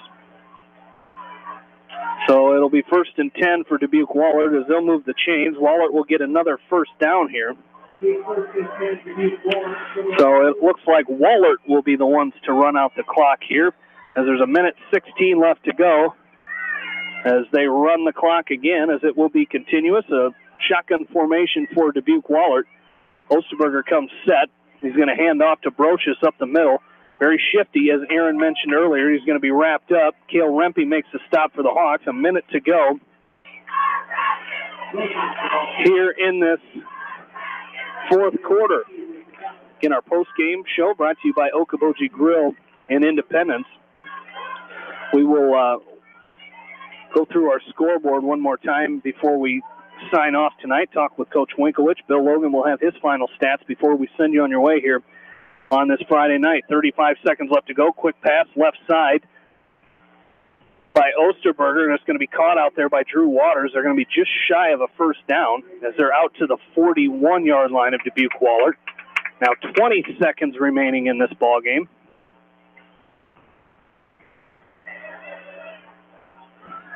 As 3rd down and 1 upcoming for the Eagles. This will be Golden Eagles. This will be the last play of the ball game.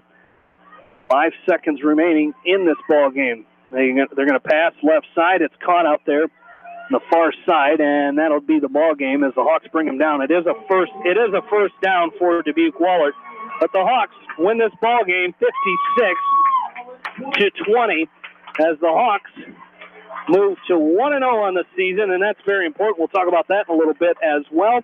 Hawks move to 1-0 on this season.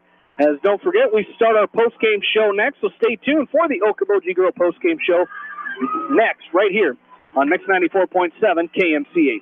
Eastern Iowa Shopping News and the Dyersville Commercial recognize the hard work and dedication of all area athletes. Check out the weekly sports section in the commercial for scores and information. The Eastern Iowa Shopping News and Dyersville Commercial, supporting your communities. For fan food, not fast food, visit your after-the-game headquarters, Manchester Dairy Queen. It's quick, it's easy, your family will love it. Manchester Dairy Queen. Your family. It's no secret that people come to Fairway in Manchester for their famous meats, but as you dash back to the counter to pick up your USDA choice ribeyes, don't be surprised if you find yourself lingering among the delicious fruits and vegetables in the produce department. Shop Fairway in Manchester for low prices and all your grocery needs. Just like a great coach, State Farm agents like me, Julie Smith, can help you develop a game plan for your insurance needs. Whether it's car, home, life, health, or business insurance, I can dig into the playbook and help you find the affordable coverage you need. For all your insurance needs, call on a winning team. The Julie Smith State Farm Agency in Manchester. J&D Catering and Suites in New Vienna provides exceptional handcrafted food, whether a cocktail buffet, formal dinner, or a themed event. Let Diane and her staff create a customized menu sure to wow your guests. They offer an extensive specialty cupcake and cake menu. Call or check them out on Facebook. Let J&D Catering and Suites set your next special event above the rest. Hi, this is Chris Henry, Service Manager at Brown Sales and Leasing in Elkader. Our goal is to make your car buying experience the best possible, and our factory-certified technicians are dedicated to you and your vehicles. Stop in and see us at Brown Sales and Leasing in Elkader, or visit us online at forbrowns.com. Your hometown dealer, wherever your hometown may be. Are you looking for great food and a unique atmosphere? Then make Okoboji Grill your next lunch or dinner destination, or enjoy 2-for-1 happy hour every Monday through Thursday from 4 until 6 p.m. That's Okoboji Grill, 1749 Golf Course Boulevard in Independence. Okoboji Grill, where good friends meet.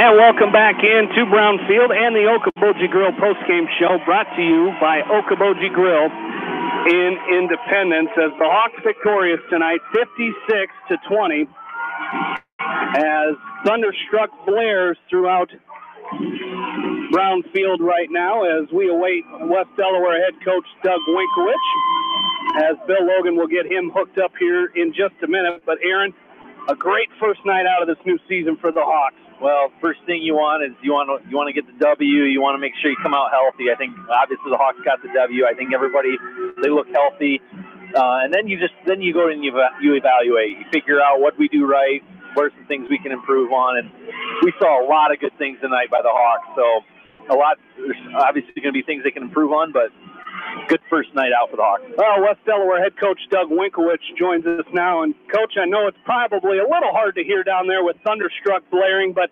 anytime you can hear that song after week one, you know you had a good night, and it was a great first night out tonight for you guys. I'll tell you what, I just thrilled at halftime. I mean, I just thought we were efficient. We moved the ball well. You know, we gave up a big play here or there, and those things happen on that week one game. We'll sure stuff up on both sides of the ball, no question. I just told the kids the biggest thing that came out tonight was that end zone view on our camera. I mean, we just need to go back, find out exactly where we're at, and get better. Absolutely. Well, hey, one of the first things that started this game out tonight was that Huey helicopter flyover, and you see it in professional and college stadiums. Not very often do you get it in a high school, and we said if you didn't get goosebumps with that going on, you probably didn't have a pulse. Yeah, that was one of the neatest things I've been a part of, and I tell you what, flying that over Brownfield is pretty special. And your honorary captain tonight, a Vietnam veteran, and that was pretty special to have that walk-off when he came over and greeted you after the coin flip. I tell you what, it couldn't have happened on a better night. You know, we just love Bill. He's been here forever, and he's a huge supporter, and And when you got the Vietnam vet out here, how special was that? Well, you know, one of the toughest schedules, non-district schedules in the state, and you got one knocked off the board tonight, but now you got to turn around and get ready for a very good Marion team. Absolutely. You know, we're going to enjoy this. We're going to, believe me, we're going to go to work first thing in the morning and get some things squared away and just try to make a big jump this week. All right, Coach Wink, thanks for joining us, and congrats on the win tonight. Thanks, guys. West Delaware head football coach Doug Winkowicz here on the Okoboji Grill post-game show as we get Bill Logan hooked back up here tonight. And Bill, it was a little loud during Coach Winkowicz's interview there, but like I told him, anytime you can hear Thunderstruck playing, you know you had a good night here in Brownfield. Well, it was. There was absolutely, perfect first week game. Came out and they did some good things. Got to see some players as they extended the lead. Pretty much got out of here without much for injuries, it looks like so far. And a lot of guys got to get in there and play and found some things they need to work on. So it was a perfect week one game. Absolutely. And I know the one thing I didn't even mention with Coach Winkowicz tonight was tying the school record for first downs and very efficient on the ground for the Hawks in this ball game. I know. I told him on the sideline right before the game got over with. I said, "Hey, he tied a school record." He kind of looked at me. I said, "First downs of 30," and he kind of gave me that. Are you serious? Because I don't think he even realized it. But they had 22 first downs on the ground. 12 of them in the third quarter. No wonder it was an hour third quarter. It was just very workmanlike. They had 533 yards offense, but it wasn't like we had an 80-yard run, a 90-yard. We didn't have those big plays like that. It was just rock 'em, sock 'em, knock their block off. And, they learned some things from some of these big guys tonight. They got a couple sophomores that are big kids, got some playing time in that line, and they're going to have to get nothing but better. So, it's just a really, really great night to get a lot of kids in here and figure out maybe a little bit of an identity of this team. And they'll all figure it out because Marion's going to be a very formidable foe next week. Did you say 533? Yeah, that's a total. That just took off 2 games off of the record book. 532 was tied for 17th, and those were the last 2 entries.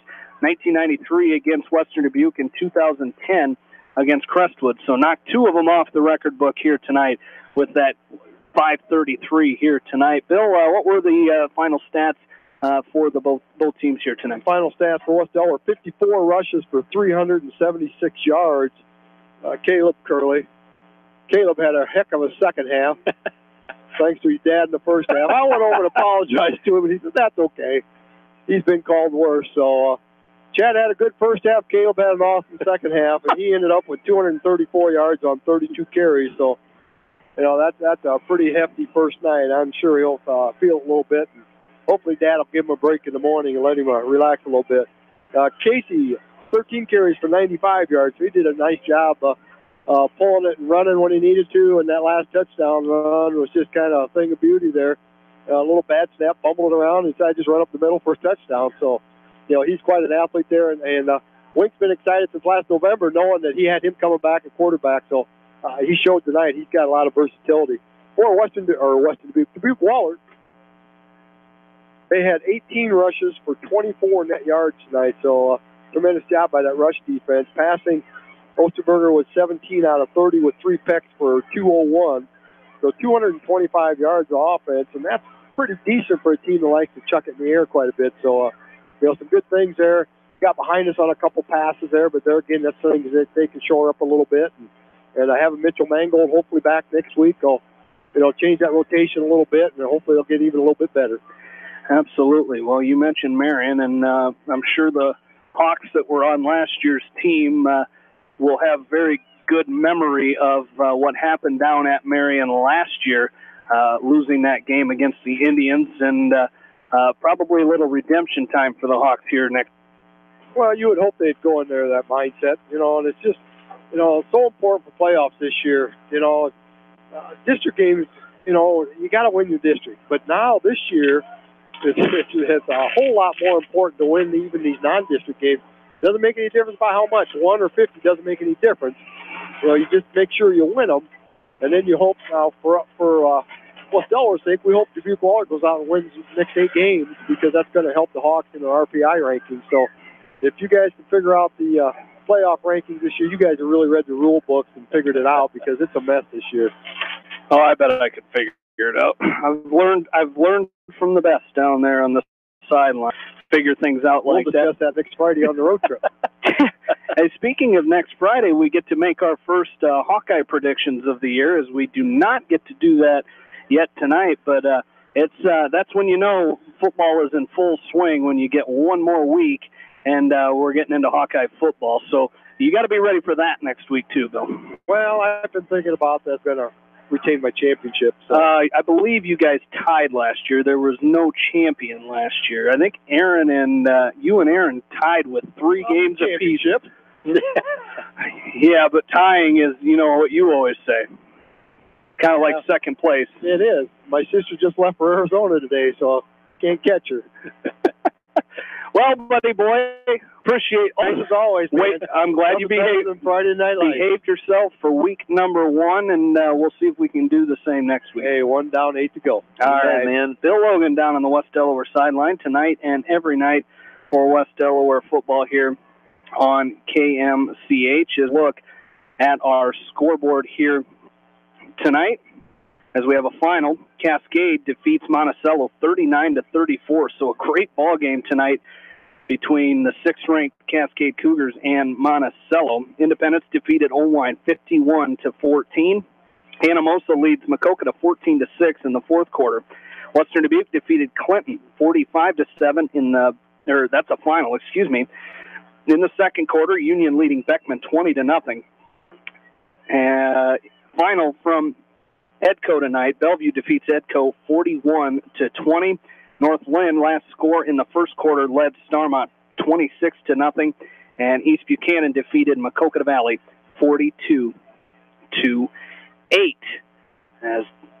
Don't forget, tomorrow morning, Coach's Corner starts at 9 a.m. with yours truly, as Bill Logan will have his weekly interview with West Delaware head coach Doug Winkowicz. John Swisher, not sure if he's got Coach Mather yet for tomorrow, but he'll stop in every week and have a chat with Coach Mather. And then, of course, throughout the year, we'll have West Delaware cross-country coaches as well. And that's going to do it for the Okoboji Grill postgame show, brought to you by Okoboji Grill in Independence. If you're looking for great food and a unique atmosphere, then make Okoboji Grill your next lunch or dinner destination, or enjoy 2-for-1 happy hour every Monday through Thursday from 4 to 6 p.m. That's Okoboji Grill, 1749 Golf Course Boulevard in Independence. Okoboji Grill, where good friends meet. Had a nice anniversary supper over there the other night at Okoboji Grill. So we appreciate them, and thanks for sponsoring our post-game show this year. That's going to do it for us here tonight. We'd like to thank the sponsors of West Delaware football on KMCH. Without them, this broadcast would not be possible. So we encourage you to please shop locally. Football season's upon us, and that means tailgating season. So please get out there and support those local sponsors. Want to thank Janelle Tucker for running the board for us this evening. And most of all, thank you, the listeners.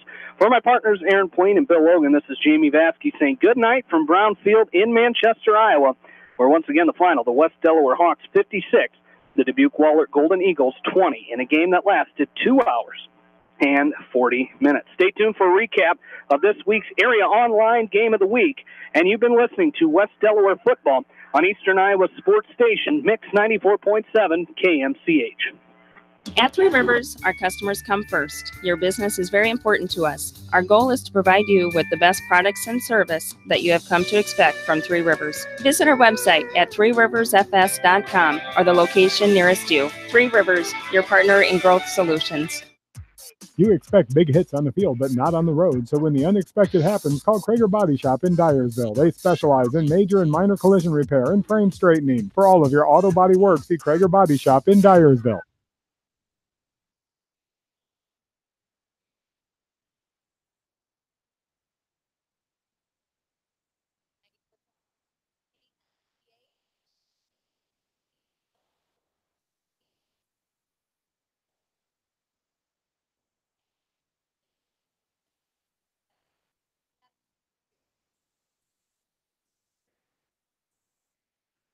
And thank you very much, Janelle Tucker, as the Maquoketa Valley Wildcats fell to East Buchanan and Delhi tonight, a game that started at a little after 6 o'clock, lasted 2 hours and 20 minutes. Maquoketa Valley falling to the Buccaneers by the final score of 42-8. East Buchanan got off to a great start in the game, as right off the first play of scrimmage, it was allowed to Schmidt, a wide receiver pass, 60 yards to make the score 6-0, and then a Bowden run of 65 yards, making it 14-0. Just 3 minutes into the ball game, East Buchanan did not score again until the third quarter. Our halftime score was 14-0. Neighbor had a run of 19 yards with 4:02 to go in the third. East Buchanan able to add 3 more touchdowns after a James Legasic 55-yard run, as the Wildcats got on the board for the first time of the night and the new season with 2:03 to go in the third quarter, making the score 22-8. The final score 42-8. East Buchanan proving the record to 1-0. Maquoketa Valley dropping to 0-1. As best of luck to both teams. As a reminder, catch the Coach's Corner tomorrow morning with Jamie Vasquez. He'll have updates and reports on all those games, and hear from both of those coaches, East Buchanan, Jerry Alden, and Chris Evers of Maquoketa Valley. We'll also have West Delaware head coach Doug Winkowicz on in the morning, and West Delaware volleyball coach Brett Mathers. The Hawks open up their season at Independence tomorrow morning. That's all for now. John Swisher, KMCH Sports. Citizen State Bank, your locally owned, community-minded, and customer-oriented bank, is here to serve you. Choose one of their 7 convenient locations in Winthrop, Monticello, Manchester, Ryan, Strawberry Point, Hopkinton, and New Vienna. Citizen State Bank, community banking with people you know, member FDIC. Put a little south in your mouth at Rockin' 5K Barbecue Shack in Manchester. You can't go wrong with any of their melt-in-your-mouth menu options. Dine in or call ahead for carry-out. Book them today to cater your next event. Rockin' 5K Barbecue Shack in Manchester. This is Jamie Vasquez, the voice of the West Delaware Hawks, and I've had the chance to review the Good Neighbor Society's playbook, and I got to tell you, they are friends in your neighborhood, designing plays to get you home fast. If you need help getting back in the game, contact the Good Neighbor Society Rehab to Home team at 563-927-3907.